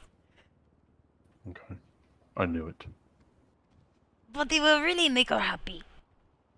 Well, I know how to make everyone happy. I know how to make you happy. Well, how is that? I've got a little surprise. I can't talk about it right now. Surprise? Mm-hmm. Do you need some whiskey? Wait until they mention the B word. And when they do, you can just come right on up to the stand and give it to me. Just go straight to the stand? Perfect. I have 10 minutes to go and buy some.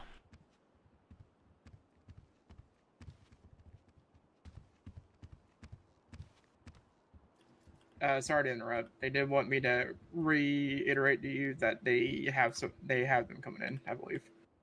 They do have her coming in? Yes, but it's super late for them, they did say, so.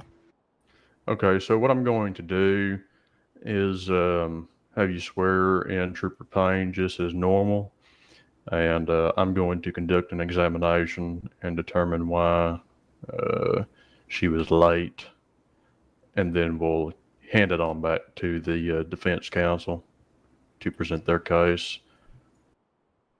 All right. I think she might have been here, but I think when, the state called their last people, I think that's when she left. I think she might not have been called, so. Okay, just a little bit of confusion is fine with me. How do you think everything's going there, Bailiff? I think everything's going good, no disruption, so. Any threats made so far? Not yet. I guess when we brought him in, we could have grabbed him a little bit. That was my bad. So that's why I cuffed him before I brought him out. But I think everything's going good. What's your name? Jacob West. Jacob, I don't know if I have your phone number. Here's mine. Take it. All right, call me anytime. Here you go. So are you a senior yet? No, sir. I'm still an officer. When'd you get hired? Honestly, last week. Oh. Well, Last congratulations. Yeah, thank you. How's so explain to me, so you get hired and everything, I'm sure do you have like a training academy you go to, or you just do like OJT? We have a training academy, and then, you get questioned on, How long our is that? SOPs. Training academy is about 2 hours. Not bad. No. And All then, right. But I was consistently clocking in, so I think that's why I flew through it, versus some other cadets in my class. So tell me about Anton. Do you know who Anton is? Yes, sir. Yeah, tell me about him. He's all right for the most part. I have no issues with him. Are you talking about the situation that occurred a couple? Nothing in particular. Just want to know how he is. He's all right. He's got a good head on his shoulder. You sure? Yeah, for the most part, I can see. So anyways, tell me about the bailiff training. Is there bailiff training?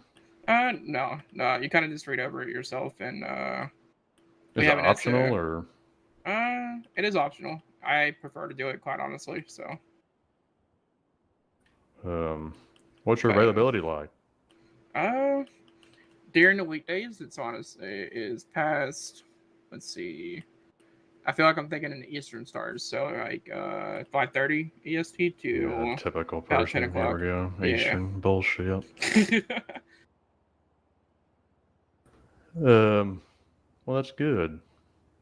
Let's see, I've been through so many bailiffs. I used to have my own bailiff. His name was Ranger Tim Holloway. Mm-hmm. And then that was when SAS had shut down and DOC was starting up, and then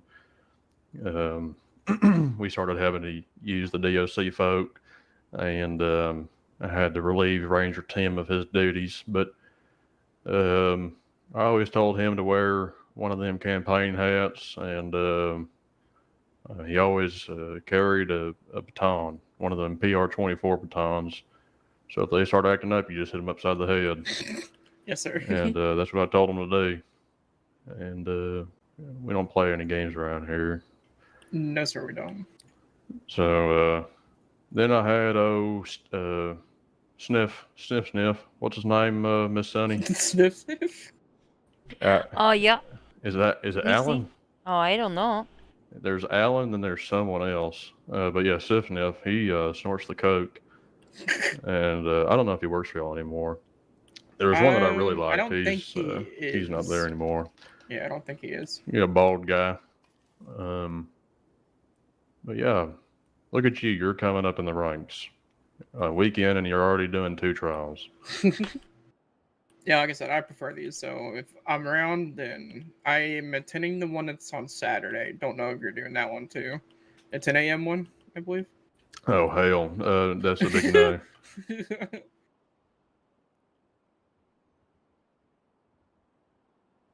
Yeah, my sleep schedule is non-existent, so it's fine.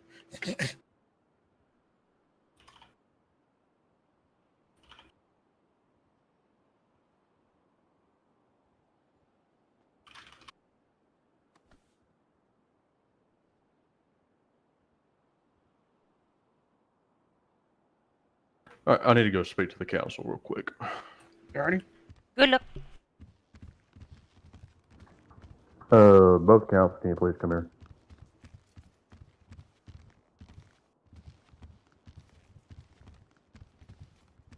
Whoops. LOA, you got dragged back into shit.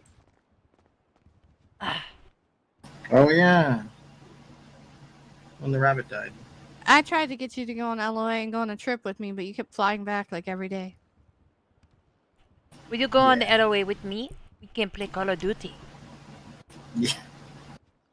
Listen, I cannot play Call of Duty for 8 hours a day.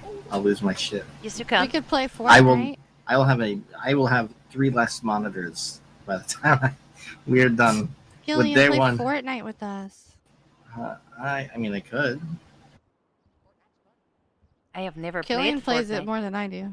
I haven't played it in months. I used to only play. I only played. I only Cyrus. installed it because of Killian. Yeah, and then we switched to COD. I mean, we can play. No, you switched to COD. I don't have COD. Do you want me? We can change that. We'll change that. It's fine. Will you play? Sharif, I did not say that. Are you gonna be worse than Sunny though?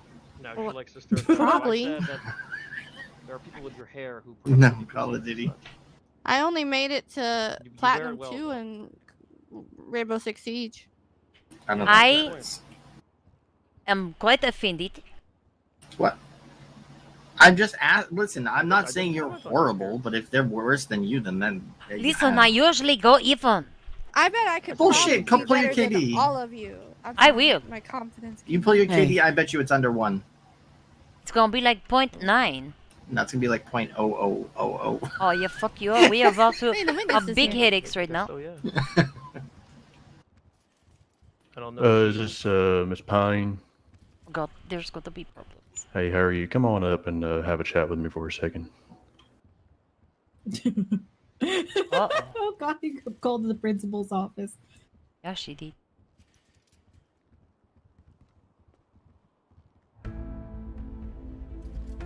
This chat is probably going. You were not released from your subpoena, correct? Why did you leave the car?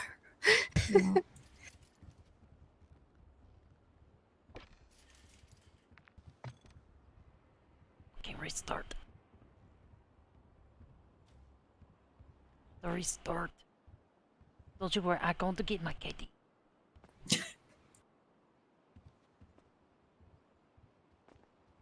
All right, Mr. Bailiff, let's go ahead and swear her on in. Alright, do me a favor and raise your hand for me. Do you want the oath or affirmation? Whatever suits you. Alright. Do you swear to tell the truth, the whole truth, and nothing but the truth, so help you God? I do. Alright, she is sworn in, Judge. Very well, Mr. Moss, you can begin. All right, one moment.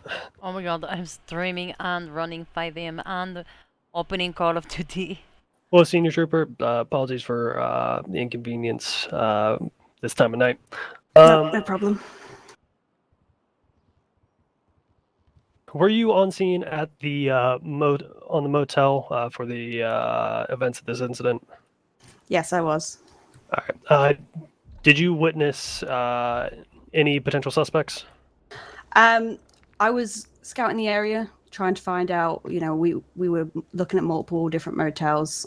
We had coincidentally gone to that one. I was scouting the area, and my other partner was checking out the motel itself. After finding out the area was clear, I came back to the motel and saw what I believe male suspect running away from the scene. Tried to stop them, tried to question them, but yeah, they had left. Okay. What is your best description of the suspect you saw? Am I okay to recall to what I originally said? 0.85. I don't see why not, but yeah, if the Honorable Hilliard has an issue, then I'm sure Right I'll speak ahead, up. no issue. I'm about to punch you. So when I was on scene, I could, from what I could see in the brief moment that I saw them, was a white in color male, very pasty at the time.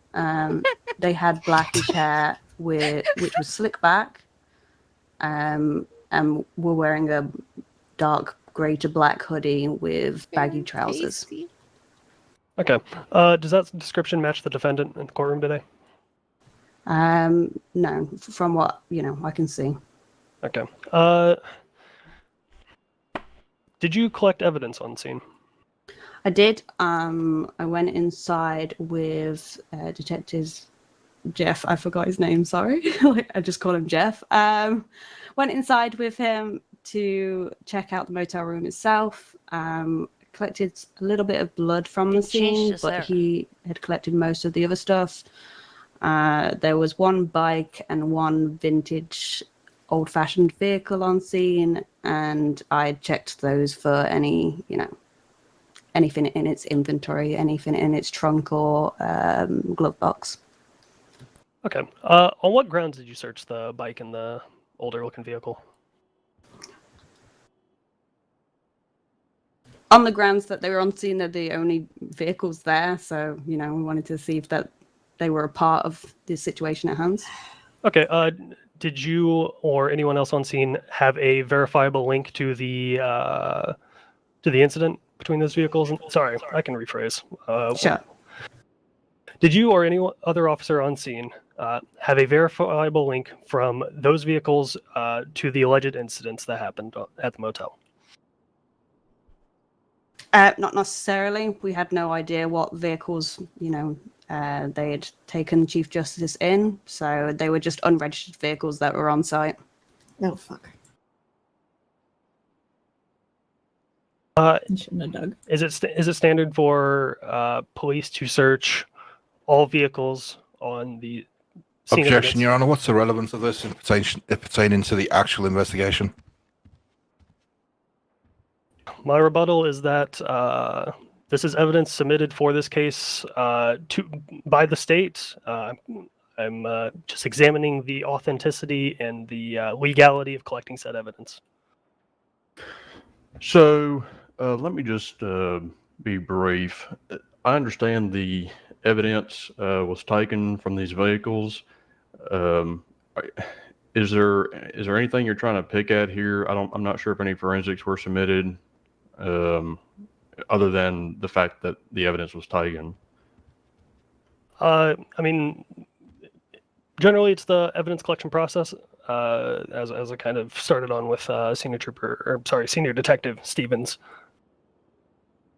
But if you think I've sufficiently made my point, then I've sufficiently made my point. All right, I'll allow this one question. I think we should just proceed. Okay. To repeat this question, it was, do police typically search all vehicles on scene of an incident, even if it has no verifiable link?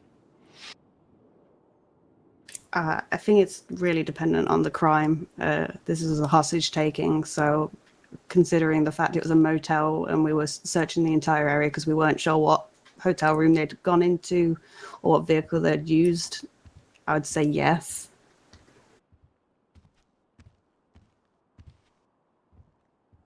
Okay. Nothing further. All right, State. I got it. How you doing tonight, Trooper? Tired, but I'm awake enough. Yeah, we'll try to make this brief. With the vehicles in the parking lot of the motel, was any evidence collected from them, or did they come back clean? As I said, I only checked for inventory, what was in the vehicle, its actual self. I didn't do any swabbing or anything. That would be the detective that was on scene. Okay, and your search for any thing in their inventory, how did that come back? It was completely empty. There was nothing in either vehicle.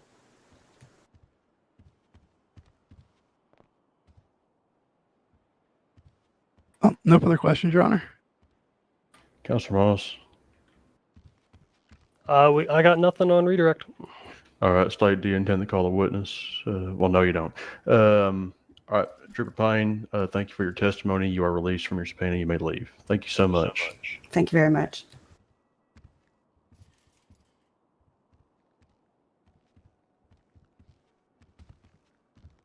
All right, Councilor Moss, you may call your second witness or present your next piece of evidence. With apologies to Senior Detective Stevens, the defense has no need to call him at this point. The defense is happy to arrest. Okay, are both parties prepared for their closing statements? Yeah.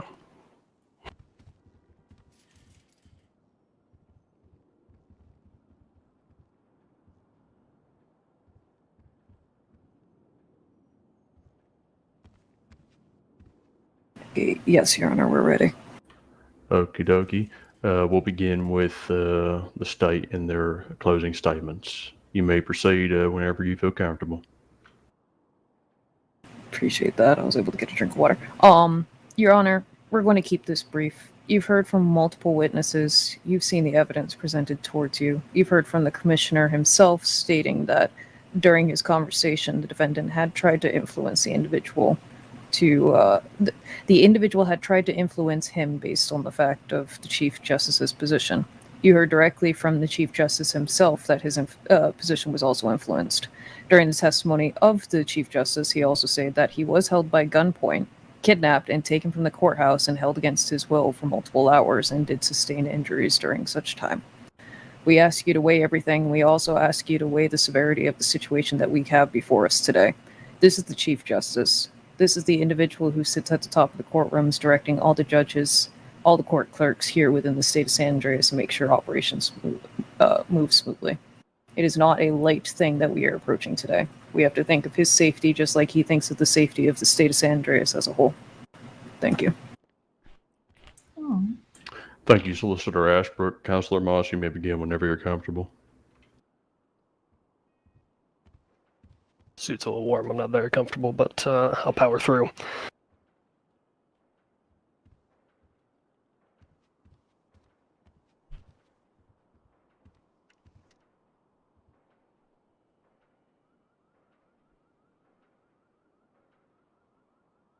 Your Honor, people of the court, today we've heard plenty of testimony and examined plenty of evidence. The state has told the courts that this is an open and shut case when it is simply not. There are a platitude of charges that Sharif Kareem is facing today, many of which have lackluster evidence. For the charges of assault and hostage taking, the alleged threats of force made towards Chief Justice Killian Clarkson were all done so within the context of the demands made at the time. The fact of the matter is that the state wishes to charge Sharif Kareem twice for the same threat of force made, which would be an unjust application of the law.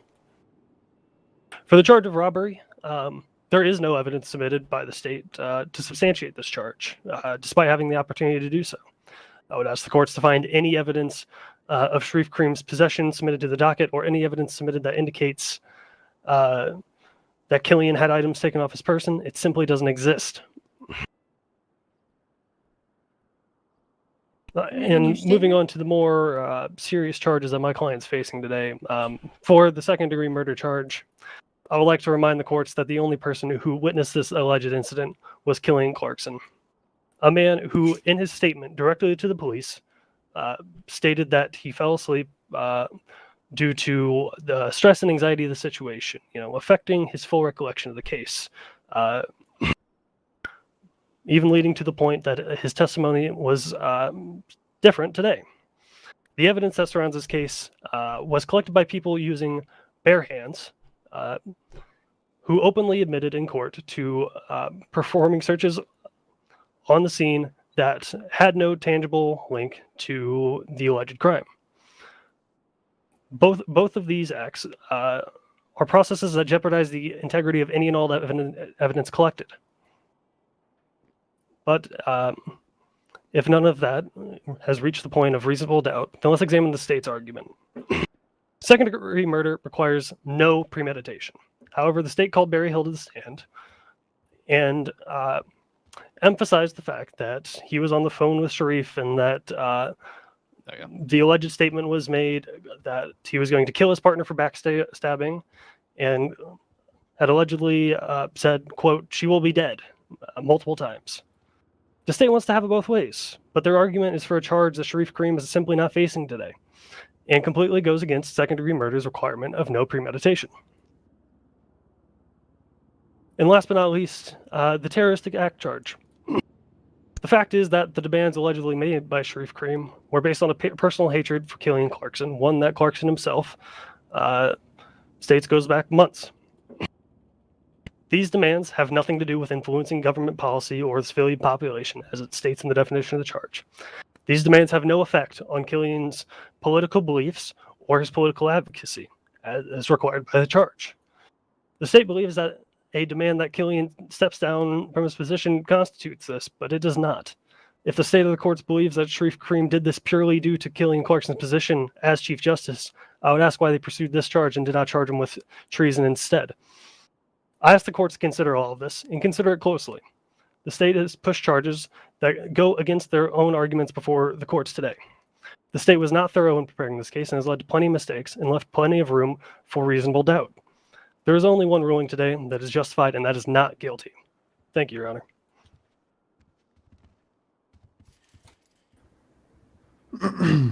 Thank you, Mr. Moss. Are there any motions to be made before the court begins deliberations? None from the defense. You should strike stuff. None from the state, Your Honor. All right, the court notes that. The court will deliberate for a little while. I'll come back maybe in the next half hour or so. Just please be patient. Thank you. Thanks, Your Honor. Oh, yay. Yay.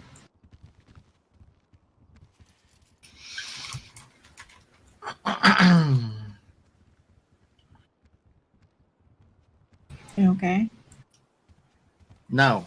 Isa, feed no, me. I'm not.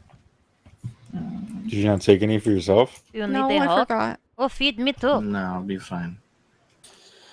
Do you want honey candled bacon, honey barbecue pulled pork, honey garlic wings, I want honey honey barbecue hot pulled chicken pork. Thank you. sandwich, or honey glazed I pork was belly? confused on his icon. Hot chicken sandwich and then 2 drinks, please.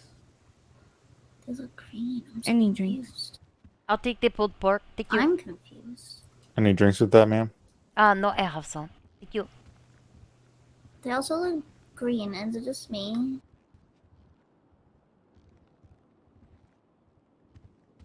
You see what I'm talking about? Oh. You're eating binoculars? Oh my god, thank you. You're eating binoculars? Okay. Oh, I feel so full now. Thank you.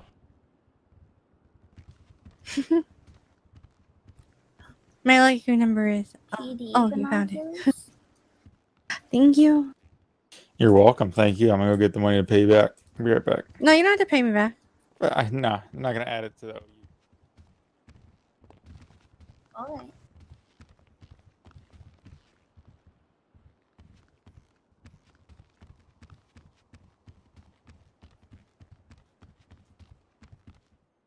Sorry. It's got to give you some time. Second-degree murder, and they have everything in the world to prove the intent. Yeah.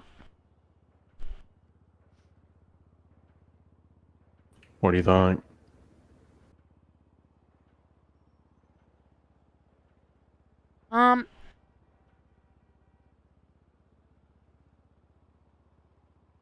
Yeah, that is weird. I don't know why they chose not to change the charge. But I feel like many times you argue the charge that you know you can prove beyond a reasonable doubt.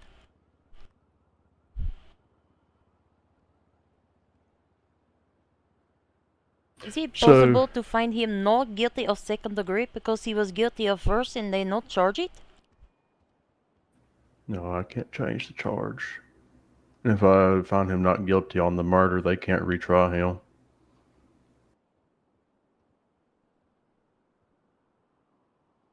So, I'm looking at second-degree murder. Any person who unlawfully and intentionally causes the death of another without premeditation, or causes the death of another person from reckless actions and or gross disregard to human life, and was otherwise unplanned while having intentionally engaged in a separate felony. I think the second part of that would better fit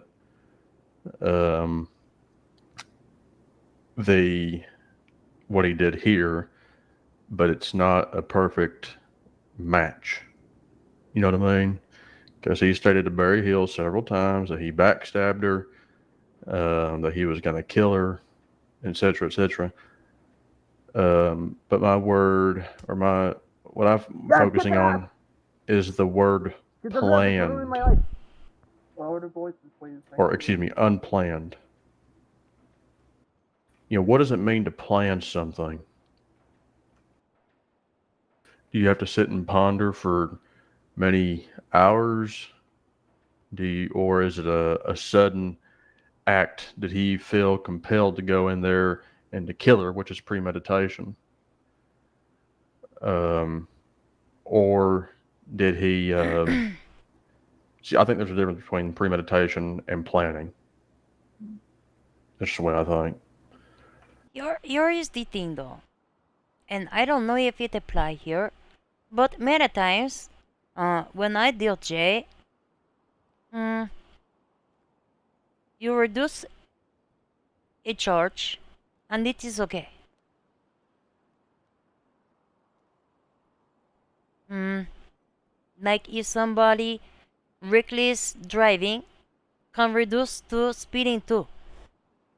Does the same apply to murder?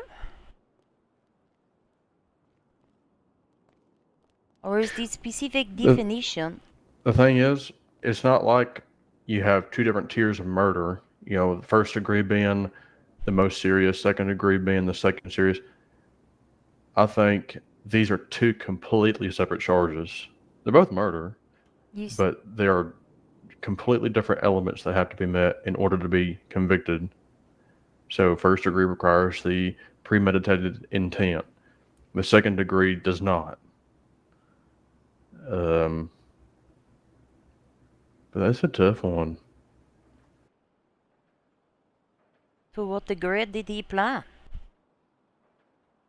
Is it planning to simply say, I am going to kill this person? Well, I'm going to sound like an idiot if I go out there and say that he didn't have the intent to kill. Because we know he had the means and that he was in the middle of his coup, you know, trying to get the chief out of office and trying to hurt him. And anything could have happened. And he's already proven to harm one person. What's going to make him stop from killing this Lily Everhart lady? But how am I supposed to shrug off the fact that he stated on several occasions that he's going to kill her, that he was backstabbed by her, that he's not pleased with her, that she took him without letting him know? I mean, that's a lot of reasons to kill someone.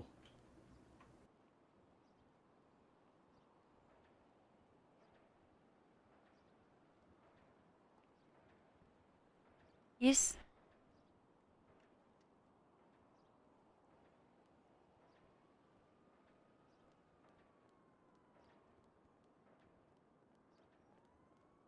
To me, though, it does not make sense that he can murder somebody and be walk free, not guilty of murder because they give the wrong degree. It is crazy to me.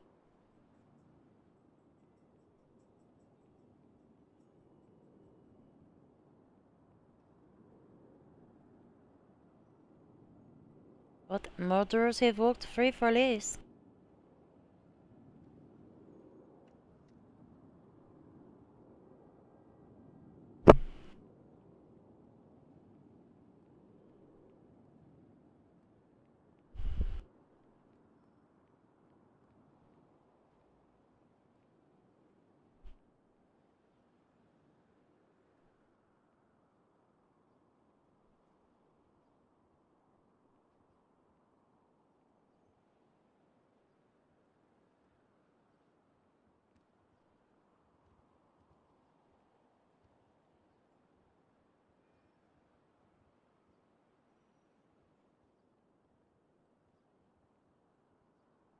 I am cold.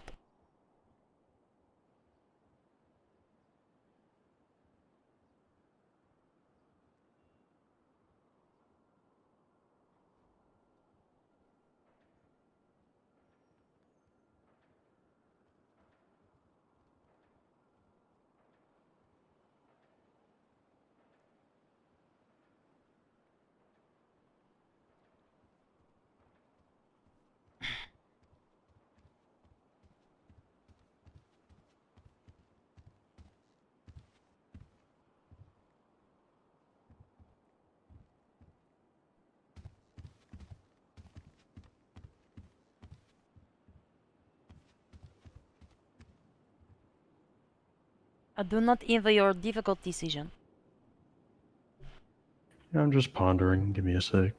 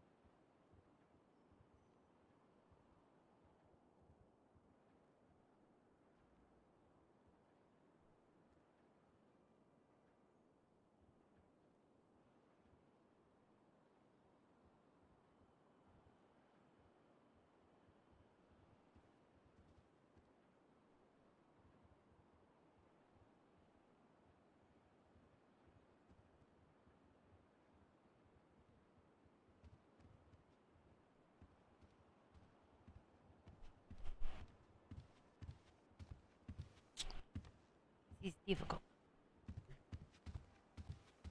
We're just checking in. Oh, it is good.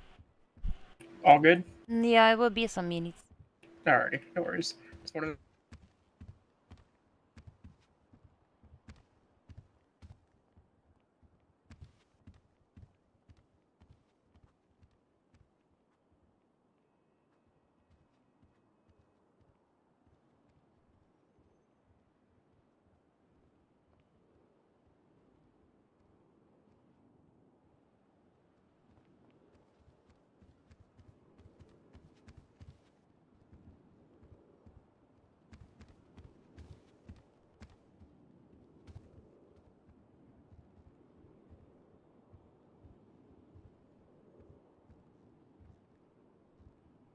I am so tired.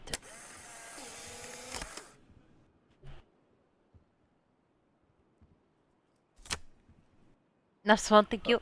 Okay, what about this? Hang on, let me pull it up.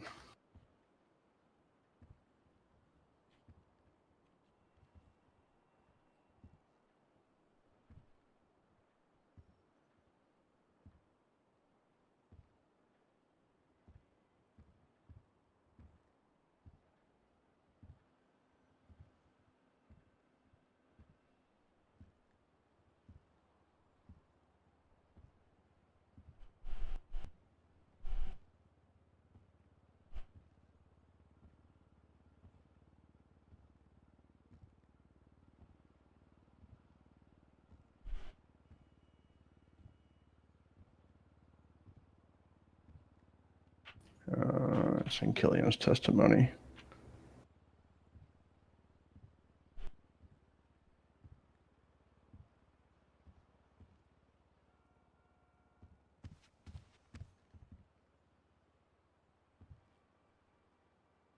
Oh, thank you. Enjoy.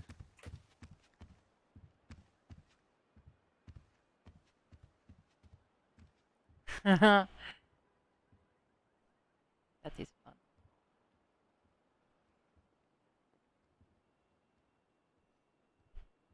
Okay.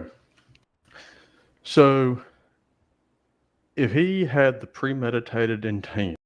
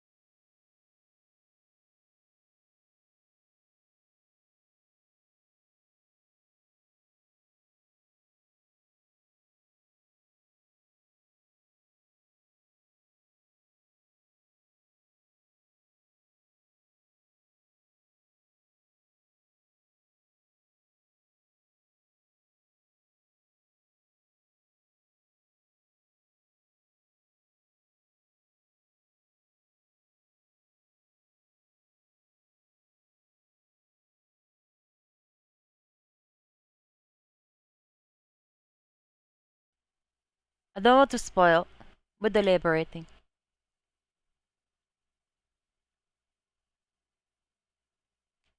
I need to do my laundry tonight.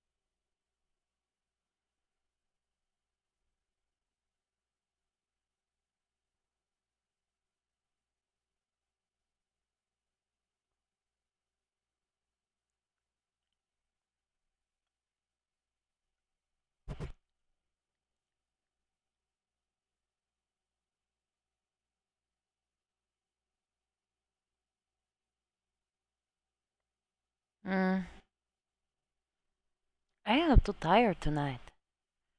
What if I just end the stream here? Nobody knows the verdict.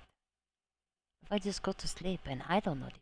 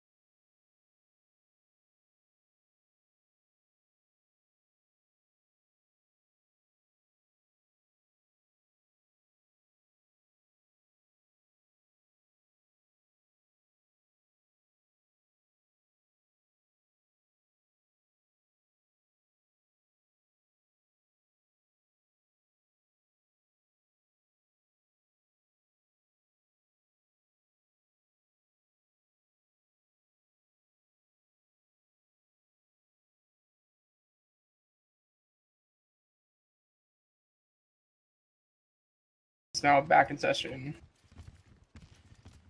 Because it's like a random thing. Oh, like. All right, thank you all. You may be seated. Yeah, you like open the pack and there's 8 different ones you could get. I'm gonna But you do end up this with like very 20 of the same. spontaneously. I took a long time to review the evidence, and I'm just going to go through one by one all of the facts, and then I'll deliver my verdict. I have no planned speech, so you'll hear me talk for some time. But this case started when Chief Justice Clarkson was called by a person who we now know to be Miss Everhart, I believe is her name, Lily, as she was called, to conduct a name change. And for some reason, she wanted to do it surreptitiously. And so she wanted to meet in a private location, but Mr. Clarkson declined to do so, instead meeting her at the courthouse. Miss Everhart met Mr. Clarkson at the courthouse, which Mr. Clarkson testified that he went to open up his mobile data terminal to do his record search of the Miss Everhart, who he knew to be Julie, I believe, at the time, so a false alias. That is when she pulled out a firearm, and which is a very threatening maneuver, and instructed him around to the back part of the court facility. At which time, a man who Mr. Clarkson identified as Sheriff Karam came out of a bush with a firearm and threatened him with it. That is in Mr. Clarkson's testimony, and that demonstrates the element of assault with an aggravating circumstance. Mr. Clarkson was then cuffed or zip tied, bound by the wrists, however you want to say it, by both of the individuals. And he specifically identified Mr. Karam as the one who removed, let me get my notes right here, that he removed his government ID, his firearm, and one or two other things. Mr. Clarkson said that was a quote from him. So that demonstrates the crime of robbery with an aggravating circumstance. And the aggravated circumstance is demonstrated by Mr. Clarkson being on duty as a government official. Because he was acting in his capacity to perform a name change request, or what he thought was going to be a name change request, we can deduce that he was on duty and, like I said, performing his official duties. So the aggravating circumstance on these two occasions is met. Mr. Clarkson was then put into the back of the vehicle. I hasten to note, although this evidence was not touched on too much, there was a lot of incriminating responses provided in the police interview with Lieutenant Lamb and Mr. Hill and another female officer whose name I do not know, and the defendant and his counsel, where the defendant basically admitted to doing everything that he's alleged to have committed. I mean, very seldomly do I see a case as serious as this where a defendant comes in for a police interview and, whether intentionally or unintentionally, literally admits to doing everything that he confesses he didn't do. And I'll get to that here in just a little bit. But so they took Mr. Clarkson to this this torture room, as it's called colloquially, in the South Side, and he's bound to the chair, and he's given a 30-second timer to make a phone call to Mr. Hill. And soon a search mission across the state involving a lot of resources that I'm sure costs a lot of money to the state ensues. I look for you. Then there is some communication between the three of them, the co-conspirator, Mr. Karam, and Mr. Clarkson, and they end up leaving. The conspirators do, and then they come back. And then Miss Everhart comes back and takes Mr. Clarkson to a motel without the permission or the knowledge or the consent of the defendant. He becomes pretty compunctious when he figures that out. But nevertheless, Mr. Clarkson's taken to this motel somewhere near the beach. and somehow Mr. Hill establishes contact. He elucidated on that in his testimony, but I'm not going to get too much into how he made contact with him. But he made contact with him, spoke to him, had conversations, and Mr. Karam, for whatever reason, certainly not to prove his innocence, sent a picture of the room in which Chief Clarkson was taken. I mean, the story just gets better from here. So they're taken to the room, Mr. Clarkson and Lily, and he's given an opportunity to talk to Jay Lamb over the phone.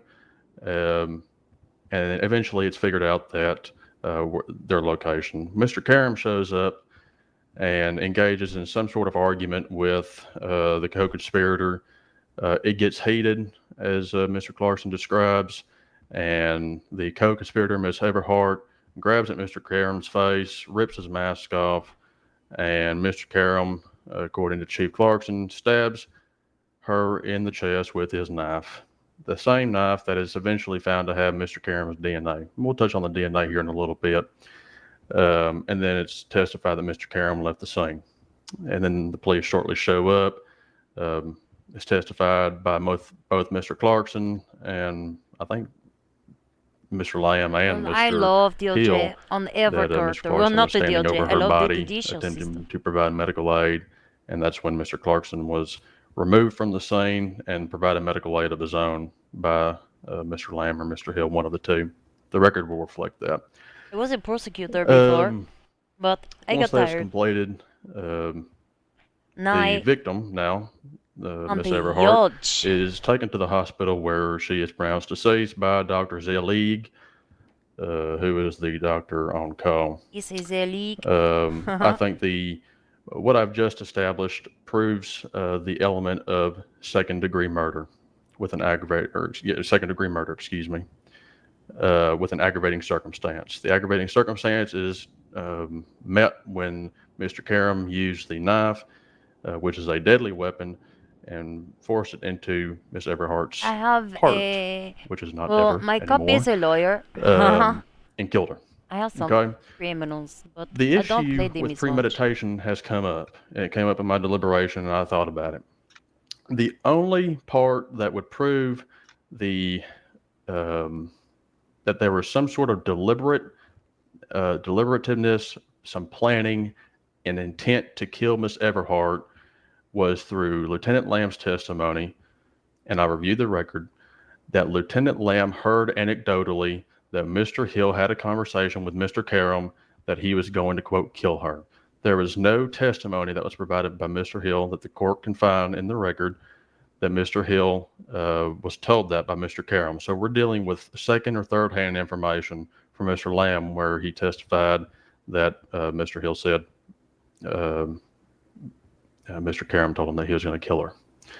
So that was the only part that gave the court pause on whether the premeditation requirement was met and whether or not if the second degree murder charge was the appropriate charge. But in this case, considering that fact, the court believes that the second degree murder with an aggravating circumstance fits this crime, or fits this act rather. On the last count of terroristic act, we were given testimony, presented evidence. Sonny used to be a criminal. I can't encourage the gallery more to go back and look at the video of his interview with the police. Everything you need to know is in that interview. If you want Mr. Karam to be a prosecutor, Ms. Ashbrook, he'd make a good one because he explained every element of the crime. And it was, I really couldn't believe it. This is probably one of the easiest convictions I'm able to make today. Thank you, Arnold. I'll be a prosecutor one day. Well, not after this, maybe. We'll see. And then afterwards, sorry, I lost my train of thought. So the terroristic act, the court has trouble reconciling the definition of terroristic act. I think we've all had issues where we've had troubles interpreting the criminal code, but I've spent, I don't know, probably 15 or 20 minutes taking a look at the criminal code where, and trying to interpret the definition of terroristic act. And I've come to the conclusion, And let me pull it up here. I'll read it verbatim. So it'll be, let's see here.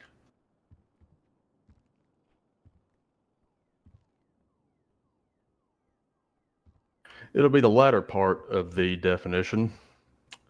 Any person who murders, kidnaps, or in any other way brings harm or threat to an elected candidate or elected official or candidate for office in order to affect the political beliefs or to affect the advocacy of their victims or of other candidates, voters, or government officials.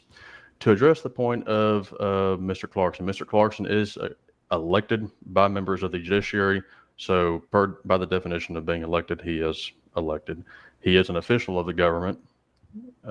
He is the Chief Justice. He runs the judiciary. I have found that Mr. Karam intended to affect the acts of Mr. Clarkson. The advocacy definition, or the word advocacy, I had trouble trying to understand what that was, what the original intent of that was, but I've kind of deduced it to mean the acts of the person who's been kidnapped, the act of the official, if that makes any sense. So I think that charge is good, and I think it's been proven in this case with the evidence I just outlined that he intended to have Mr. Clarkson remove some contempt charges and to drop a what was at the time a pending criminal matter unilaterally using his position as Chief Justice, which, well, that would just be plain old corruption. And well, we're not corrupt around here. Oh, yeah, you're not, Bakilinis. Well, thank you for the extrajudicial comments. So accordingly, let me take a breath. Mr. Karam, this court today adjudicates you the following on these charges. For one count of murder in the second degree with an aggravated circumstance, you are adjudicated guilty. For one count of assault with an aggravated circumstance, you are adjudicated guilty. For one count of hostage taking with an aggravated circumstance, you are adjudicated guilty. For one count of robbery with an aggravated circumstance, you are adjudicated guilty. And for one count of terroristic act, you are adjudicated guilty. The court will solicit sentencing recommendations from the state, and will entertain responses from the defense. Your Honor, we're ready to proceed if you are. He actually wanted a jury trial. Your Honor, we are going to be leveling the death penalty against Mr. Sharif here today. Yes. His actions have continuously proven over and over again to the state and its government that he is wishing to topple such, and that cannot be sustained here within the state of San Andreas. He has no recollection, he has no consideration for any form of life, and he's proven that by murdering an individual, which he has just been found guilty to, and also trying to coerce multiple members of the government, not only the Chief Justice, but also the Commissioner as well. Mr. Moss, are you prepared to respond? I don't want to die.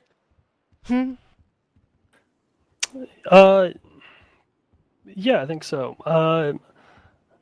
Naturally, the defense is going to go for a less serious recommendation of, say, 30 years of prison time in Bolingbrook. The death penalty, I mean, I do not want to put this lightly, is an unjust measure that the state has access to use, but realistically should not be used. It is a lot of moving If parts. the idea that the state wants to sanction its own murders, then maybe we should consider charges for a different court case. But the death penalty is an unethical, in my opinion, should be unlawful form of punishment. Keep doing it over and over again. Your Honor, are we allowed one rebuttal to the statement that was provided at least? He's already shot and stabbed me. He's already shot Solicitor Killian Ashbrook, before I think he I have enough kidnapped content to work with the He recommendation. doesn't stop. The court will consider it. Are there any pending matters before the court goes in and deliberates upon the recommendation? Am I allowed to say he's No, we threatened just wanted to kidnap bring me it to already? light that the death penalty is not something that has just come forth Comrade, as I of think you're yesterday. It has come forth since the 18th century. It has been set in stone in multiple regions and also within not the gonna United stop. States since then. So it's It will not be nothing that has just crept up on us overnight. Okay. All right. Thank you. I will be back. Let's say 11 o'clock. Just give me about 13 minutes. Thank you. It's okay. I will instruct the bailiff as well. We need to put Mr. Karam into custody, please. Thank you. But I don't know what am I going for? Alright, don't try to resist. What do you mean? I don't know the word. Can I get one of the other officers down here to assist me? Can I just talk to my lawyer? Justice Cliffs. Can I talk to my lawyer? Let me talk to my lawyer first. No, stay here. I want to talk to my lawyer. Stay here and let me readjust your cuffs.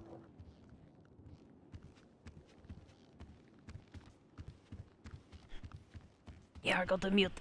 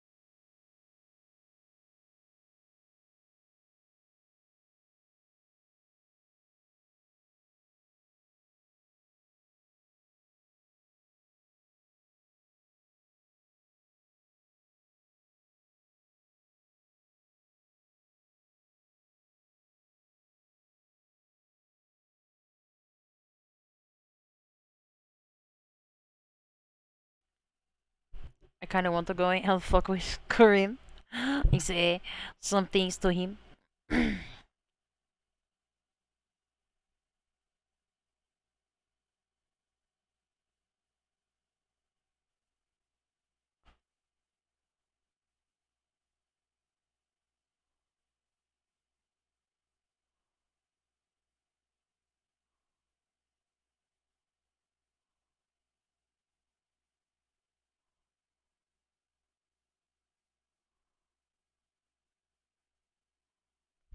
The only problem with the death penalty is if they appeal it, then there is like Alfie and McLemore can be the only ones to oversee this appeal, and I don't know when they will get to that.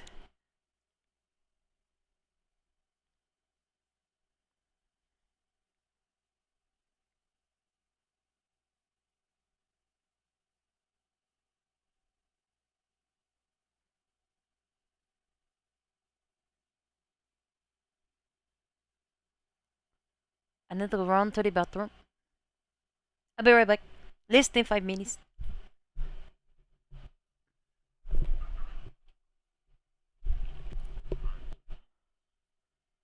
Yeah, the word hubris. Well, I don't know the word. Listen, Lady Baker just want it.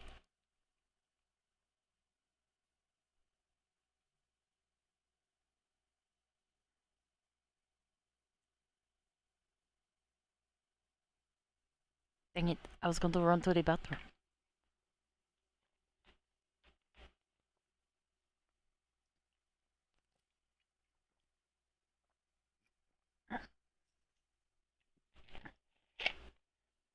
I will unmute now.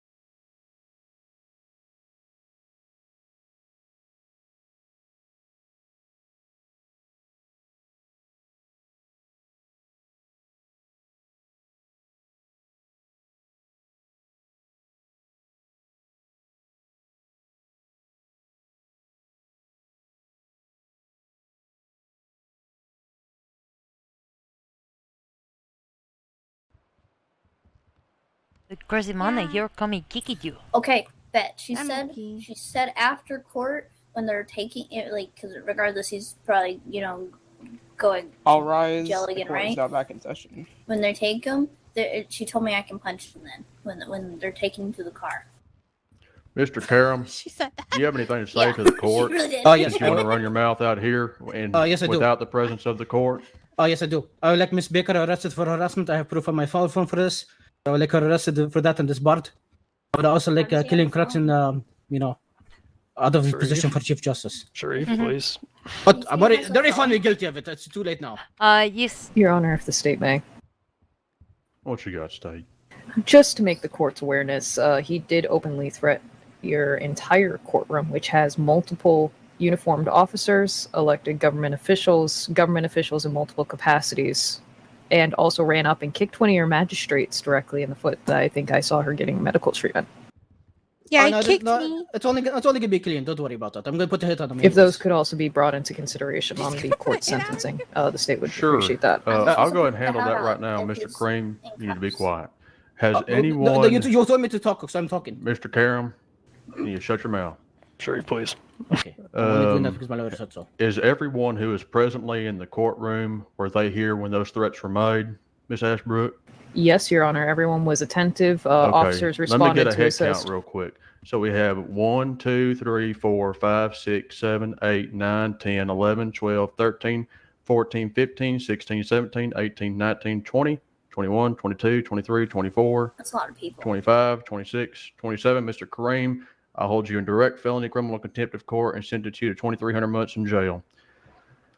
All right. Now, on the matter of the death penalty, the court's carefully considered it. I have a speech prepared, and I will issue my speech.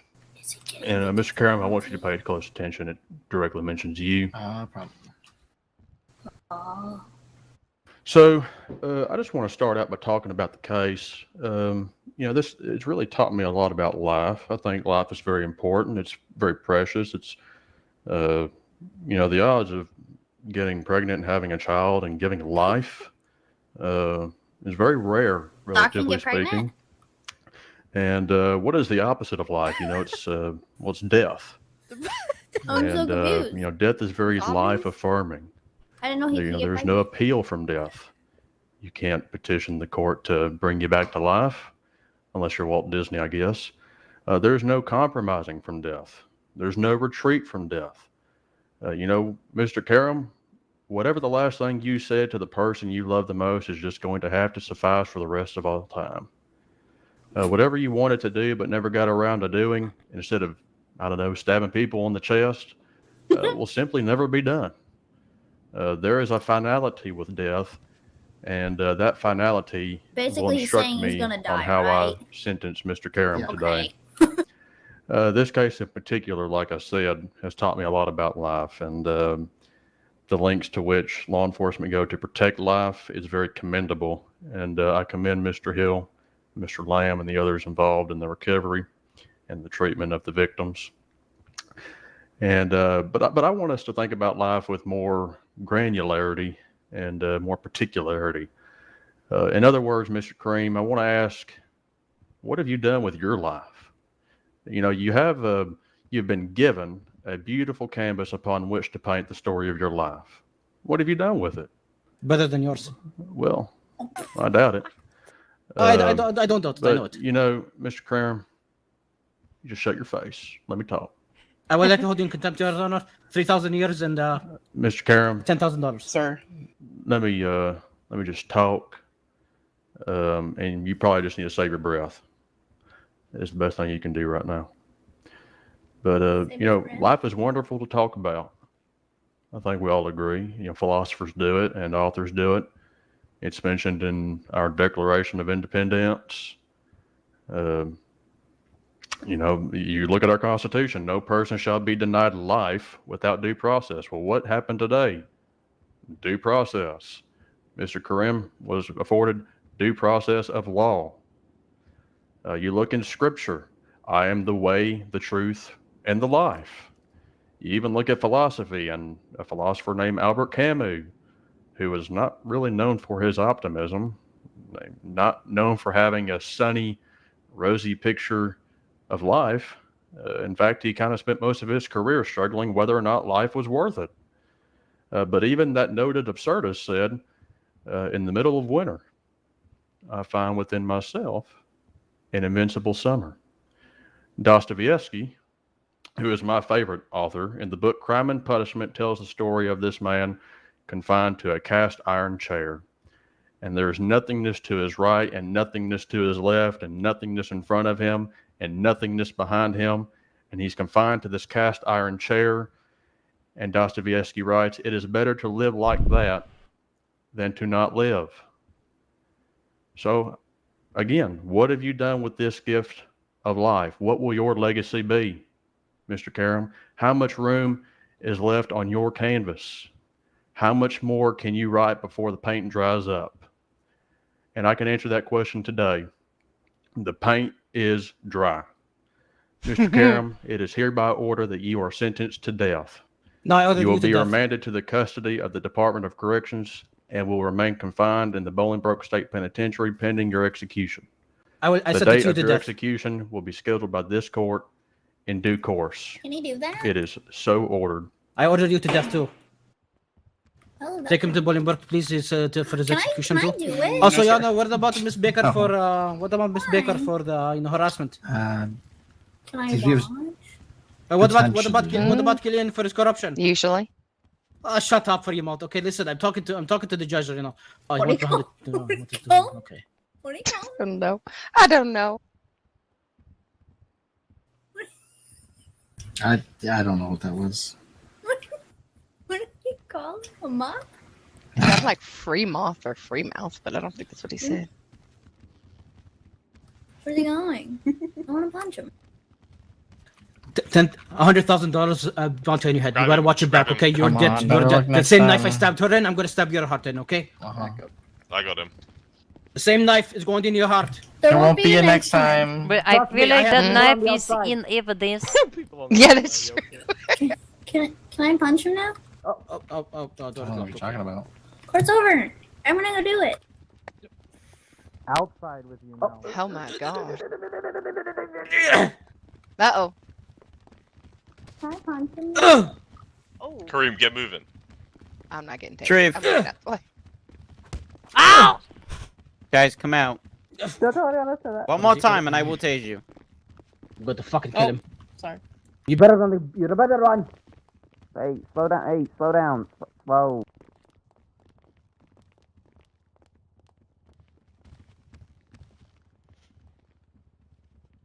Thank you, Doc. God, I love people. Holy shit. Fucking bitch punch me.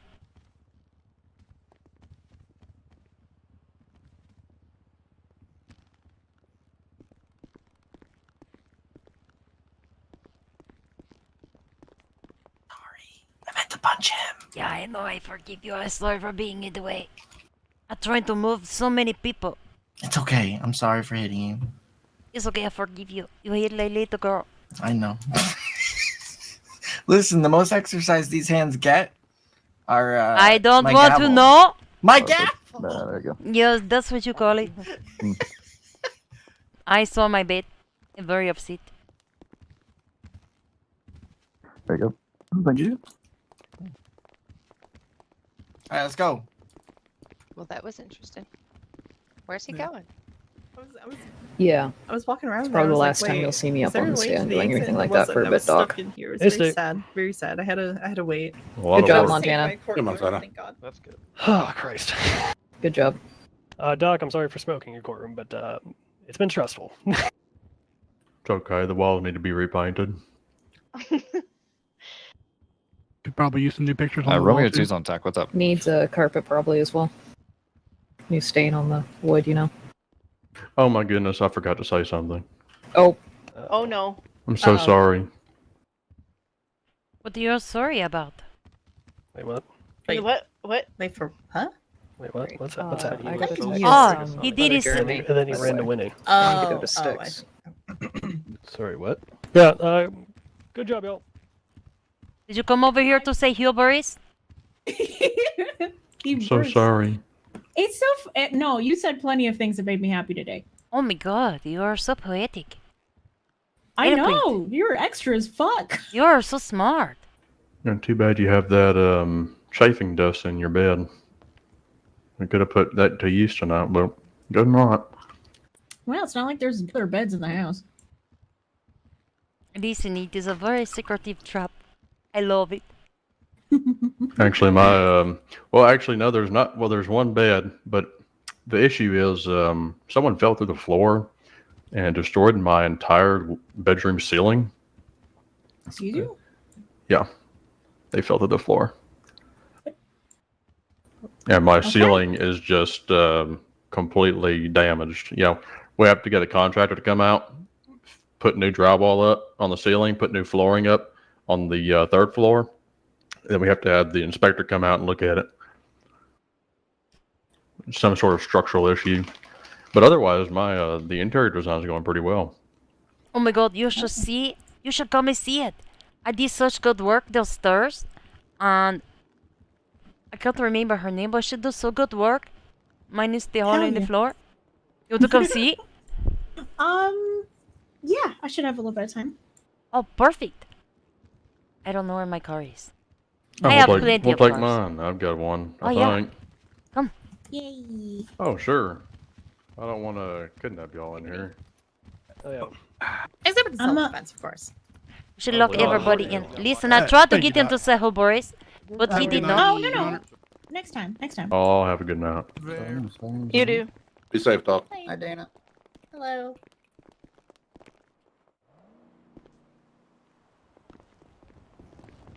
Why is he the way that he is? That is not narrowing that down, whatever you just said. Sharif, I mean. For the Oh. record.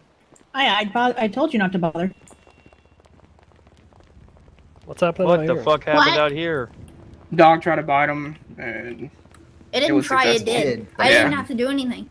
Not that I was gonna do anything, I swear. Wait, what dog is that? Why did a dog bite him? What the fuck happened? We don't know. We don't even know where the dog was came walking from, down, to be honest. Sharif went to It say was. hi This to it. this and is the then goddamn it problem with attacked dogs. Yeah. Hey, It can started everybody, attacking unless your me. law enforcement, move up the steps? Stay away from this step here for me, please. If you want to leave, you can go down that way, but this step here, plus this point, is a no-go zone. Thank you. He was not sentenced to death by dog. That is cruel and unusual. That would be a way to go, though. Oh, sorry, help. It was really funny. I thought I missed You it. still going? I think so. Okay. I hope that dog gets put down. Oh my god, be prepared to be impressed. That's not its job. That's Listen, not a canine. that dog biting Kareem, he probably wish he was down. That is a I don't think that was appropriate. That's not a canine. Kareem probably It's had not rabies. messed on. No. I am not the one to It's just a talk stray to dog. about inappropriate song.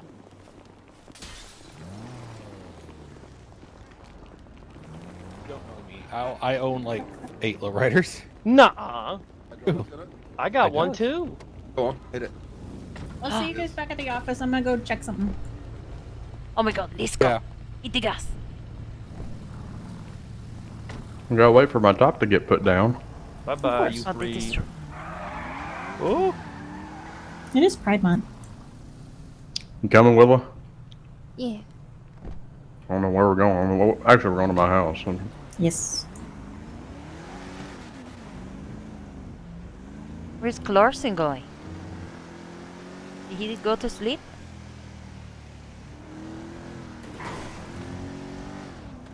Good question.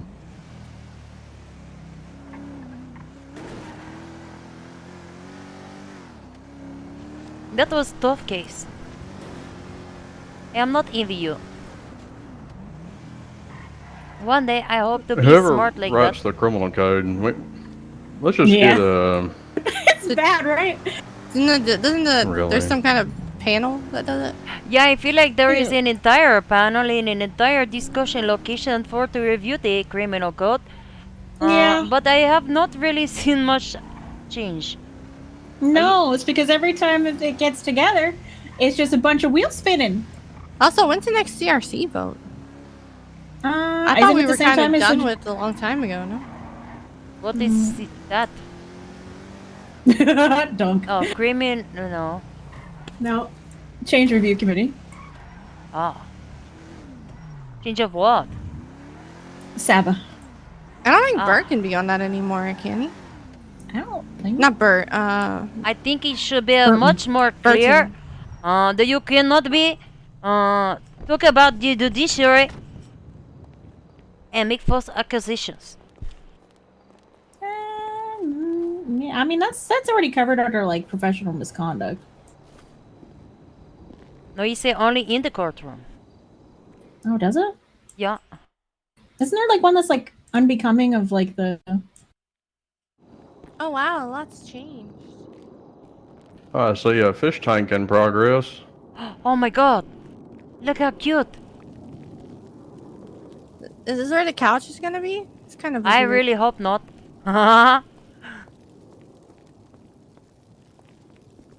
coming together, y'all. This is not where the couch goes. It is just hold it here for now. Placeholder. Yeah. I'm not really sure what this is right here. What is this? What are we doing over It's here? like a centerpiece or It's a something. fish tank Ooh. to put the fishes in. Oh, look, you can lay on this. Oh my gosh. Looks really cute. Huh. I'm in the Look here. couch cushion.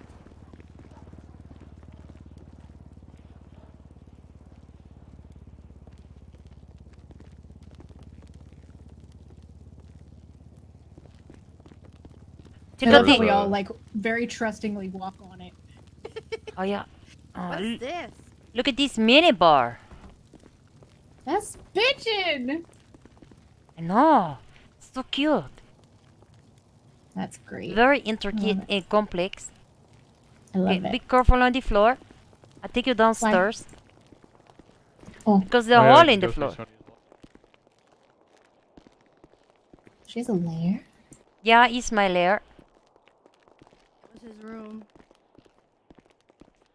Oh, tell him to get back on in the bed. Or, look at it. Look at this one. Look at what I've done. Oh, hold on.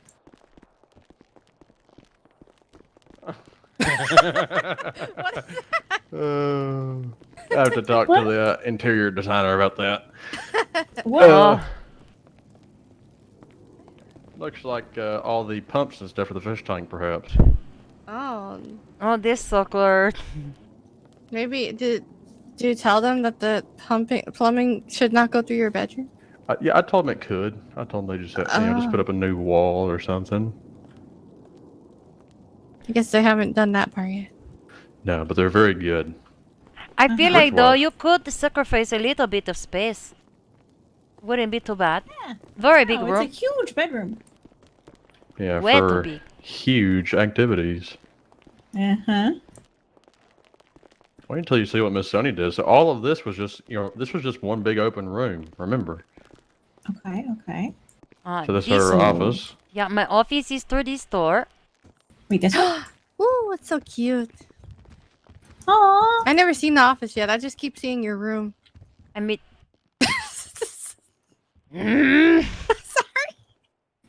I made the office. I had to build all of these walls. You can kind of tell. Oh, look at the waterfall. Yeah, I put it not over there. much. It's good. I like it. And then I decorate here. I don't know what this is. This sitting area. And then this is my bedroom. Hell yeah. Oh. Oh, and I built this wall and make the bathroom.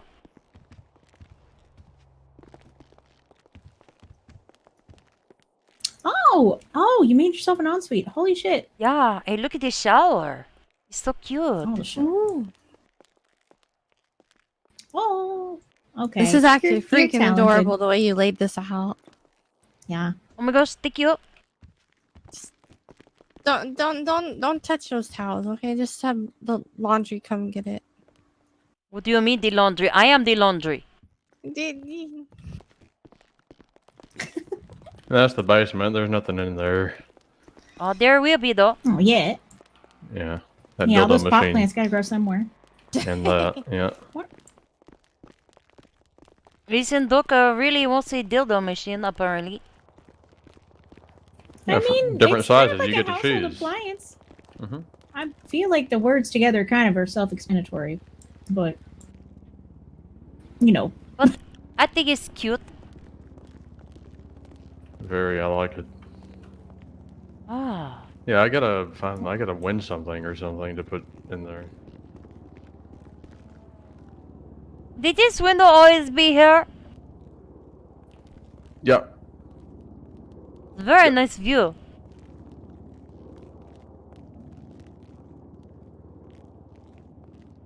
I don't. The good thing about it is it has like a tint over it that it actually doesn't eliminate any light inside, so it doesn't like blind you when the sun comes up. It appears anyway. Wait, how does it look out over the hills when you're in the canals? No. Do not That's, question it. Live feed from Winnie's house. So it's like one of the new digital like windows. Oh, look, you get the pots and pans over. Mm-hmm. Oh, Yeah, very that's what nice. Miss Rowland did.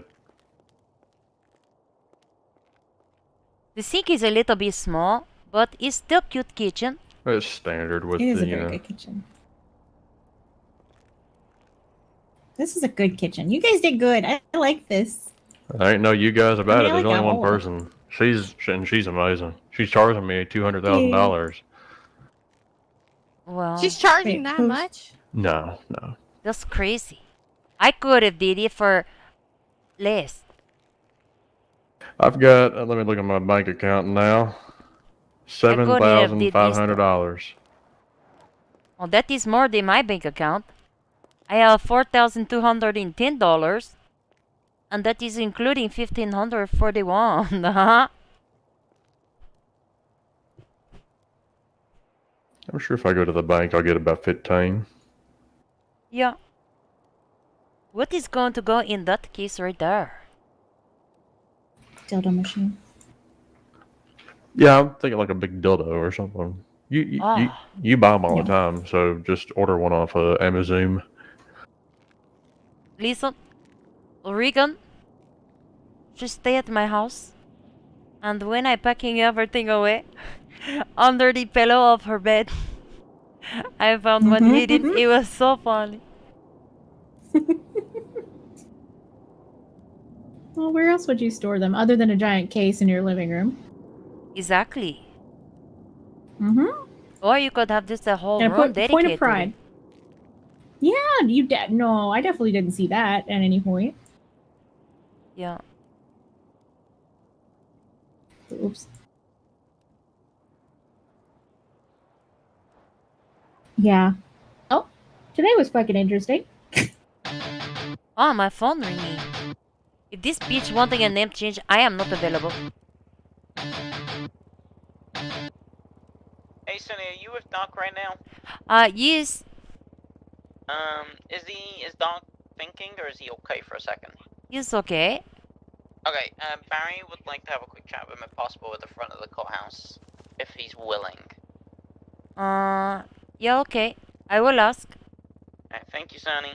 Yes. Bye. It was for you. Yeah, I tried to call him back. He didn't answer. Barry would like to have a chat with you in front of the courthouse. If you are willing. Can we all come? With the posse. Yeah. Yeah, we are. Sure, let's go. Is that how you do it? I don't know. Yeah. Let's roll? Is that what the kids say? Yeah, roll out. I like that horse with the lightning.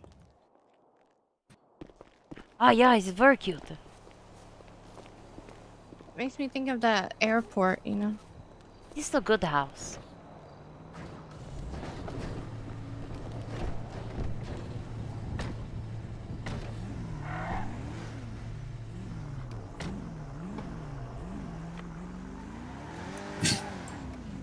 Do you think the dog killed Karim?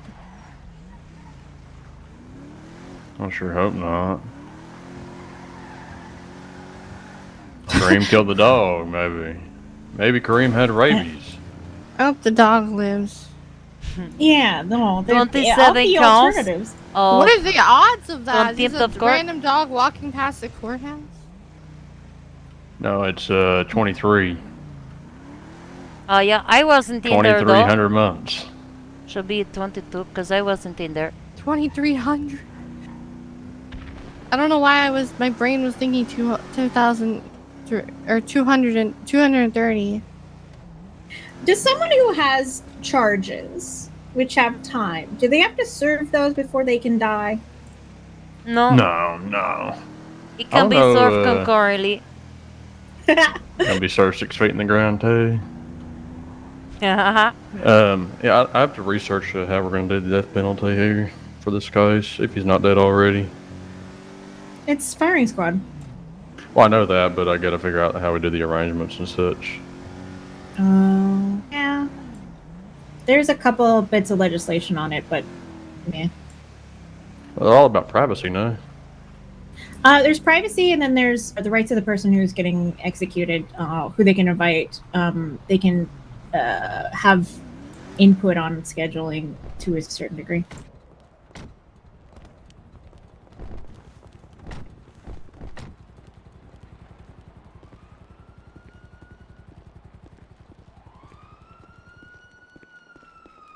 They're outrun. I don't know this what he said. That might be in there. What? That could be him pulling up.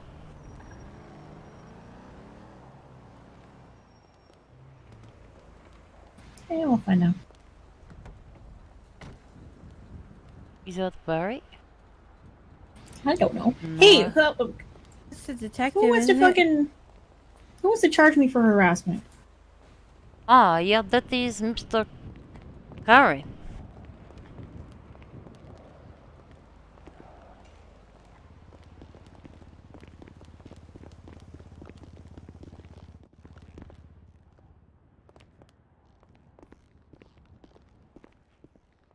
So many people here.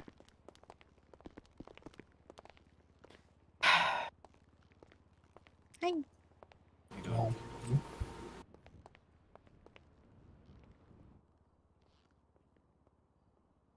Yeah. All good. Yeah, tonight. We were looking for Mr. Fantana, and he swung at me with a knife and got me under the arm. So I put him down.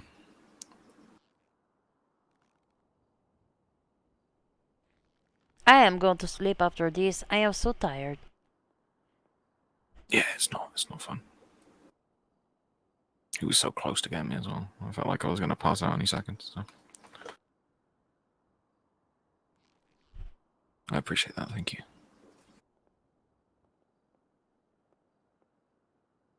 Well, we thought everyone was still inside. We thought Doc was still inside the courtroom. Oh, fair enough. Very nice, very nice. And me and Sophia just signed on one just the other week. Finally got one.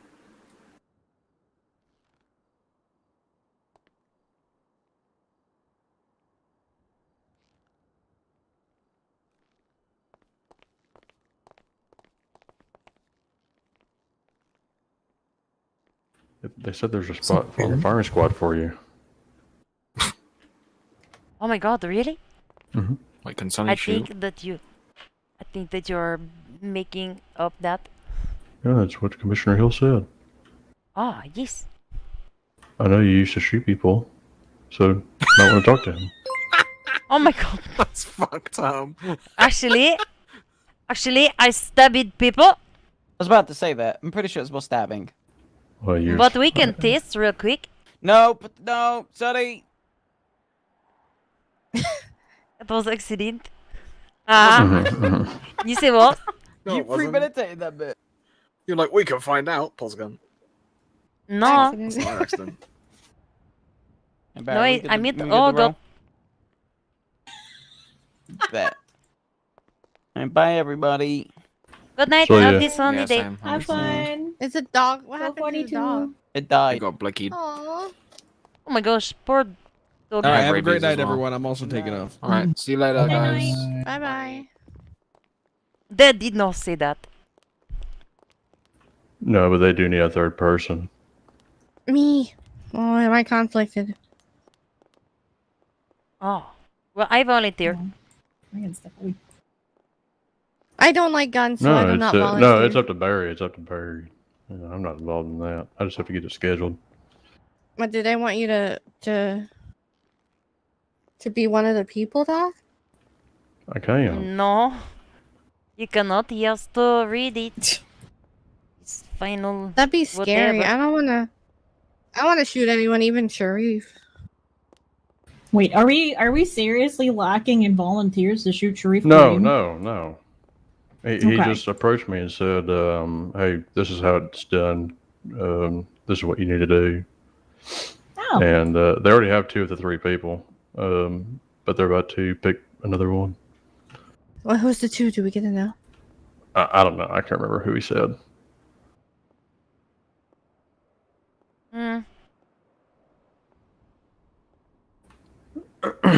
But yeah. Well, listen, I am experienced. My I head can is give some hurting. references. It's pounding. Pound cake. I mean, you need to Yeah, sleep. I know. I am You did really it very, tired. very like. I didn't get to hear the very end of it, but you did good words at the end. Everything but hubris. Oh, it's fine. It's fine. Oh my god, thank you for the right. Another chance. I'm not on any cases. Yeah, for now, I You mean. want to share any of mine? Nope. Well, I had one that you were on with, but the default judgment. I am Mr. Dick. Yeah. Yeah, I bet you liked that. I'm gonna use this case for fucking mock trial because. That is what I told the DOJ to do fucking to go for forever ago. Life or for the death penalty, to be honest. I told the DOJ to use Like the DOJ, I didn't expect them to go that default far for this judgment one. or dismissed cases. It is all the information in evidence right there to set the foundation for the mock trial. How But did do they Mock listen to handle it? me? Did you get to talk No. to him? I need to talk to him a bit more, but he's made it tougher stuff. I mean, he did really good. He did with what he had to fucking deal with. Like, If it wasn't for it seems like the interview, right? You said the interview is what kind. Oh, that was bad. It was That's so like bad screwed for Moss the over. defense. It was terrible. Yeah. There's nothing he could have done about that. I think he was kind of hoping to drag your attention away from it so you wouldn't notice. Oh, well, unfortunate for him, that was the last piece of evidence I looked at right before trial. yeah, I figured. I am honestly What are some of the things surprised he said? I haven't they watched it didn't yet. do the transcript. Why would I not submit the transcript? Very easy. Well, there's a lot of shit that they didn't do right. Like, okay, that was one not necessarily. I mean, they called the right folks, but I don't understand. that was Go ahead. that was done more on the power of the evidence and of the than the work. I would have drawn more attention to the evidence itself. Yeah. I really struggled with the part on the first or second degree murder. But I went back and looked through my notes, and I basically transcribed everything. I don't just take little notes. I write That's down what people exactly say. what I do. But I couldn't find anywhere where they said that sheriff had explicitly told someone that he was going to kill him. Yeah, just that little bit in Lamb where he said he heard about it, so he called her to warn her or something. Yeah, or something like that. Your argument for the yelling and it was on the conversating indictment. and struggle also is important.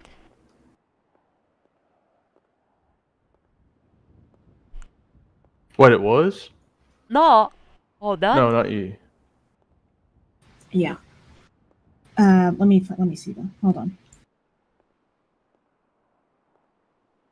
I think it might just be in the debrief though. Well, they put the warrant service, and then they put this report. I'm looking now.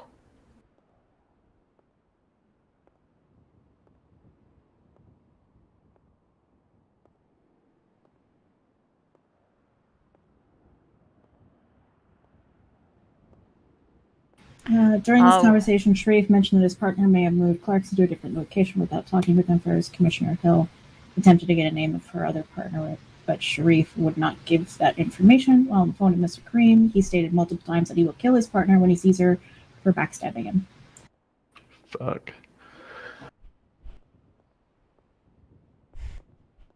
Oh, I'll have to email you something. I thought it was very ballsy to argue that he is not guilty, walk free, because he should have been first degree murder. Yes. And that's the part that I had struggled with. Yeah. I mean, it's clear as crystal that he did it. Yeah.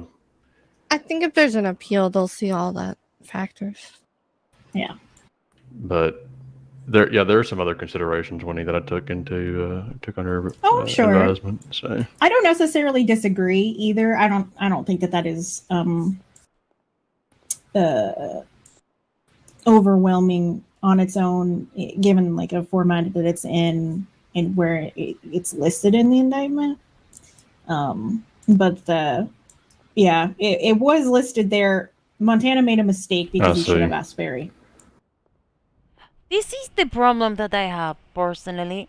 Every other charge in the penal code have different levels.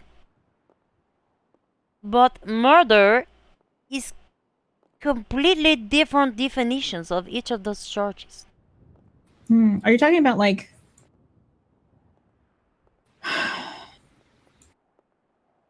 Are you just talking about like how like some are aggravated or like the different kinds of robbery or car theft, or what do you mean?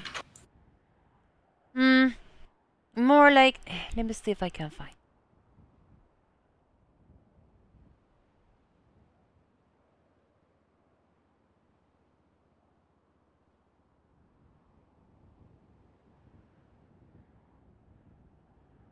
I don't know. There are similar definitions for other charges. Like failure to obey the lawful order, to failure to identify. Oh, I gave you the order to identify, you didn't do it. Which charge is it? And any other charge in the penal code, if you are doing the plea deal, you say, we will drop this down to a lesser charge, and they agree to plead guilty. But with murder, it is very different definitions. And in the plea deal, yes, you can drop down to lesser charge of murder second instead of first. But then when you argue it in court, it is just such different definitions. Yeah. I do not think that it would be right to let him walk because it was murder first degree instead of second. Wait, what did you say to him that he said was harassment? Remember after you shot Killian? Yeah. When he was fucking calling you? Yeah. I texted him, told him he fucking stop it, and he's making a big mistake, and he was pretending that he wasn't Sharif. So I was like, yeah, but it is you, Sharif. And I checked with you about what his phone number was. What did he say? Oh, he didn't even get charged for that. Yeah, he didn't. Listen, they can serve that time concurrently. 6 feet under. Hold on. What did these fucking say? Sharif. I caught him the day Clarkson get kidnapped. He tried to pretend he is a trucker in the trucking company.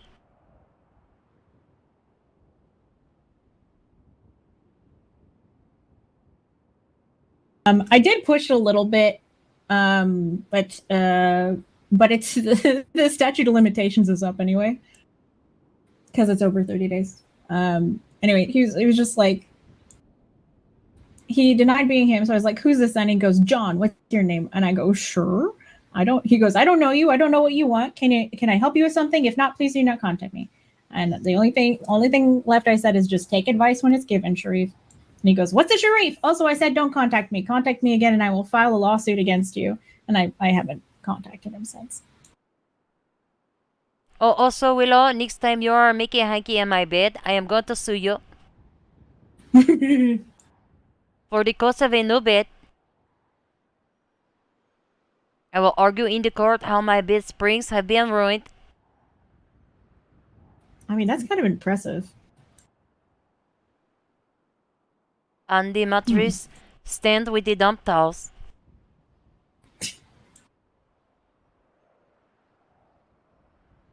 She has no response. No, you stunned her into silence. Perfect. I am very tired. Yeah, I don't know why I'm awake still. I should probably talk to I shouldn't address them as my kids, but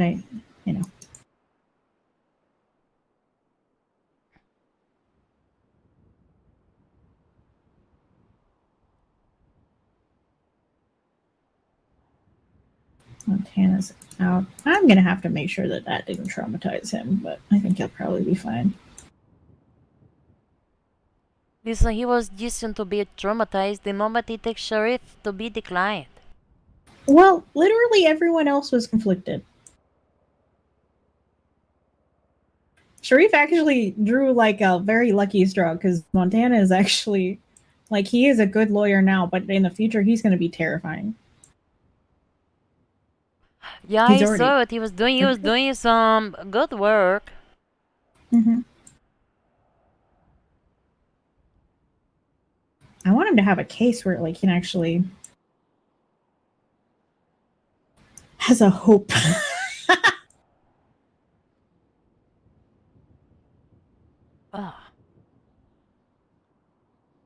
Oh well. I'm gonna head home. You all are very cute. Oh my god, thank you. No more, no more boinking in her bed. Yeah, I didn't know it was hers. It's my legal representation. How did you not know it was mine? I had a because Killian said it was his room. You think he have the room with the pink walls and the flowers? No, I just trusted him. Yeah, so my mind wasn't in the best of spots at the moment. Yeah, I'm very upset by entirely different. Yeah. Wait, I'm representing Sunny. Doc, will you represent me? He's thinking too hard to do that. But in light of all this, Willow, if she wins, it's for the cost of the bed, and we're gonna sue the pants off of you. Oh, my pants have already been off in that bed. Yeah, I know. It's gonna be poetic.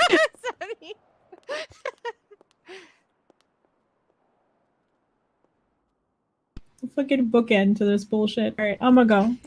Bye, Winnie. I love you. Bye, night, guys.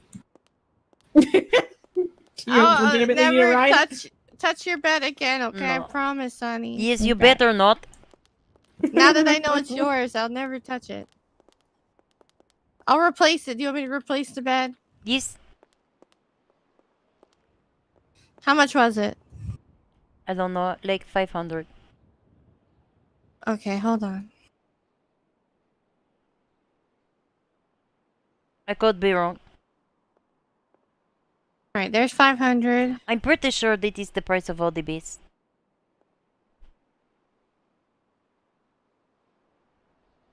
And your pants? There's my pants.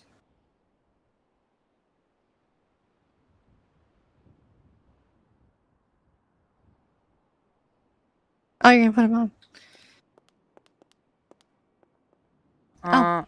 Apparently not. Apparently not. I guess they don't fit you. Probably might be too small. I don't know what pants you give me, but I feel like they are different.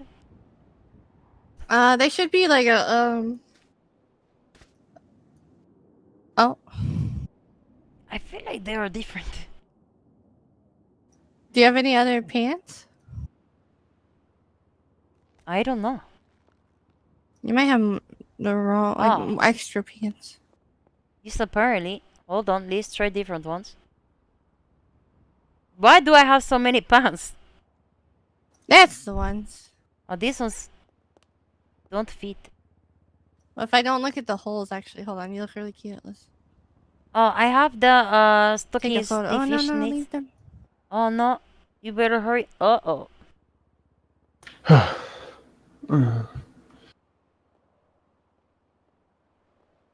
Let me try one more time. Hey, Doc. Me and Sunny are just doing something. Don't. Oh. Sorry. Wait, did you take your pants off completely?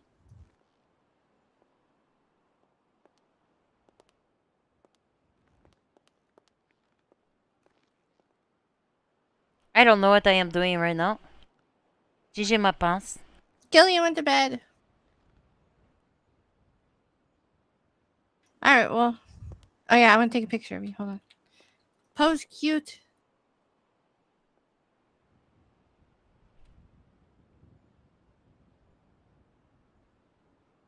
I do a different pose so that hides the holes. There we go.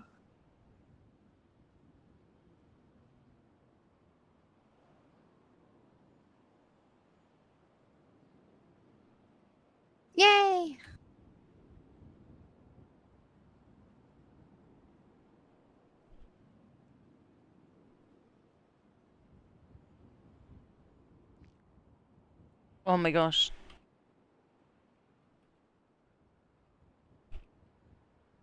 There you go.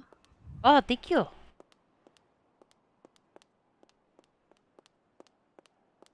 There we go.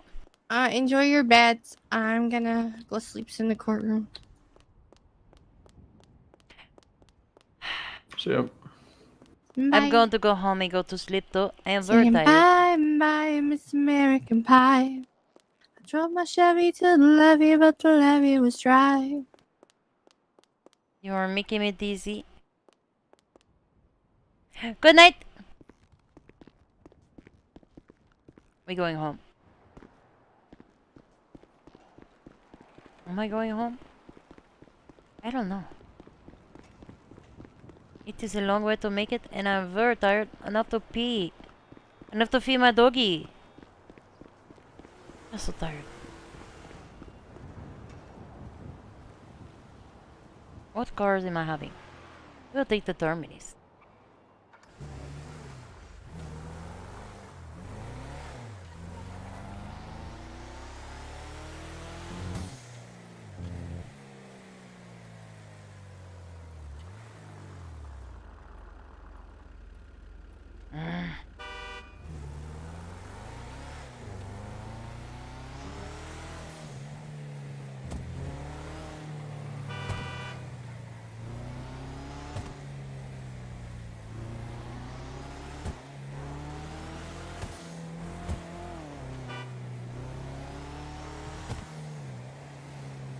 Oh no, poor Sonny. We're going to get on duty tomorrow. It's Juneteenth tomorrow. I don't know what it means, but it's exciting.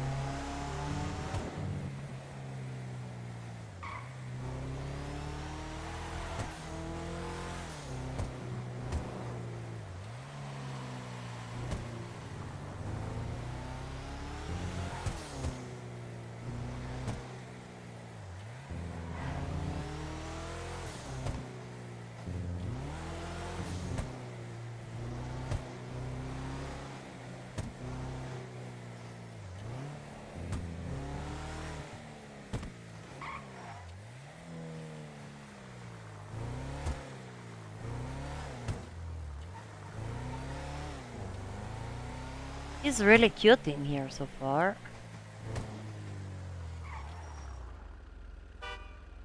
We're going to store this in here.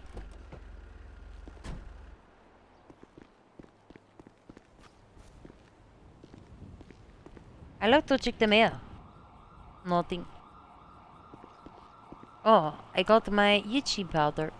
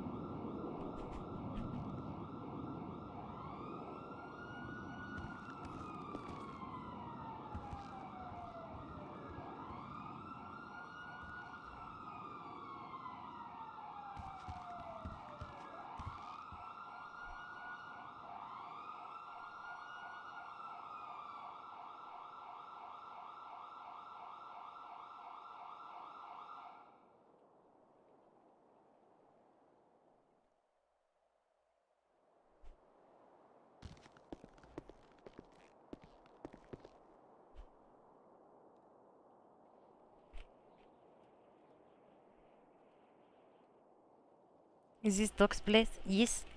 Look how I decorate. It's so cute. I put up that wall there so I can make a bathroom. Do you see it? I made this bathroom. I do build the wall.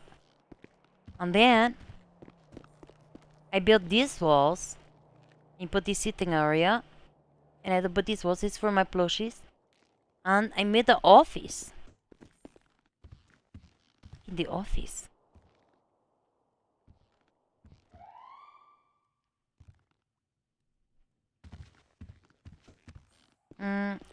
Willow is way better than me. What does she do? Here, I'll show you. She put down this carpet. She decorate these. Look. She made a mini bar.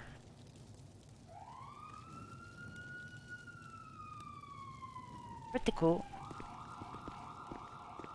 Oh my god, she put all of these utensils down on the plate settings. Let's decorate in the kitchen.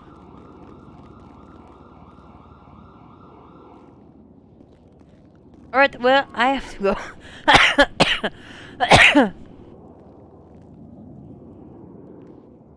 She uses things and combines things in ways that I would not think of. I just use things the way they are designed to be used. Anyway, thank you for hanging out, thank you for watching the above average night this sunny day. We'll be back tomorrow. Bruh. Bye.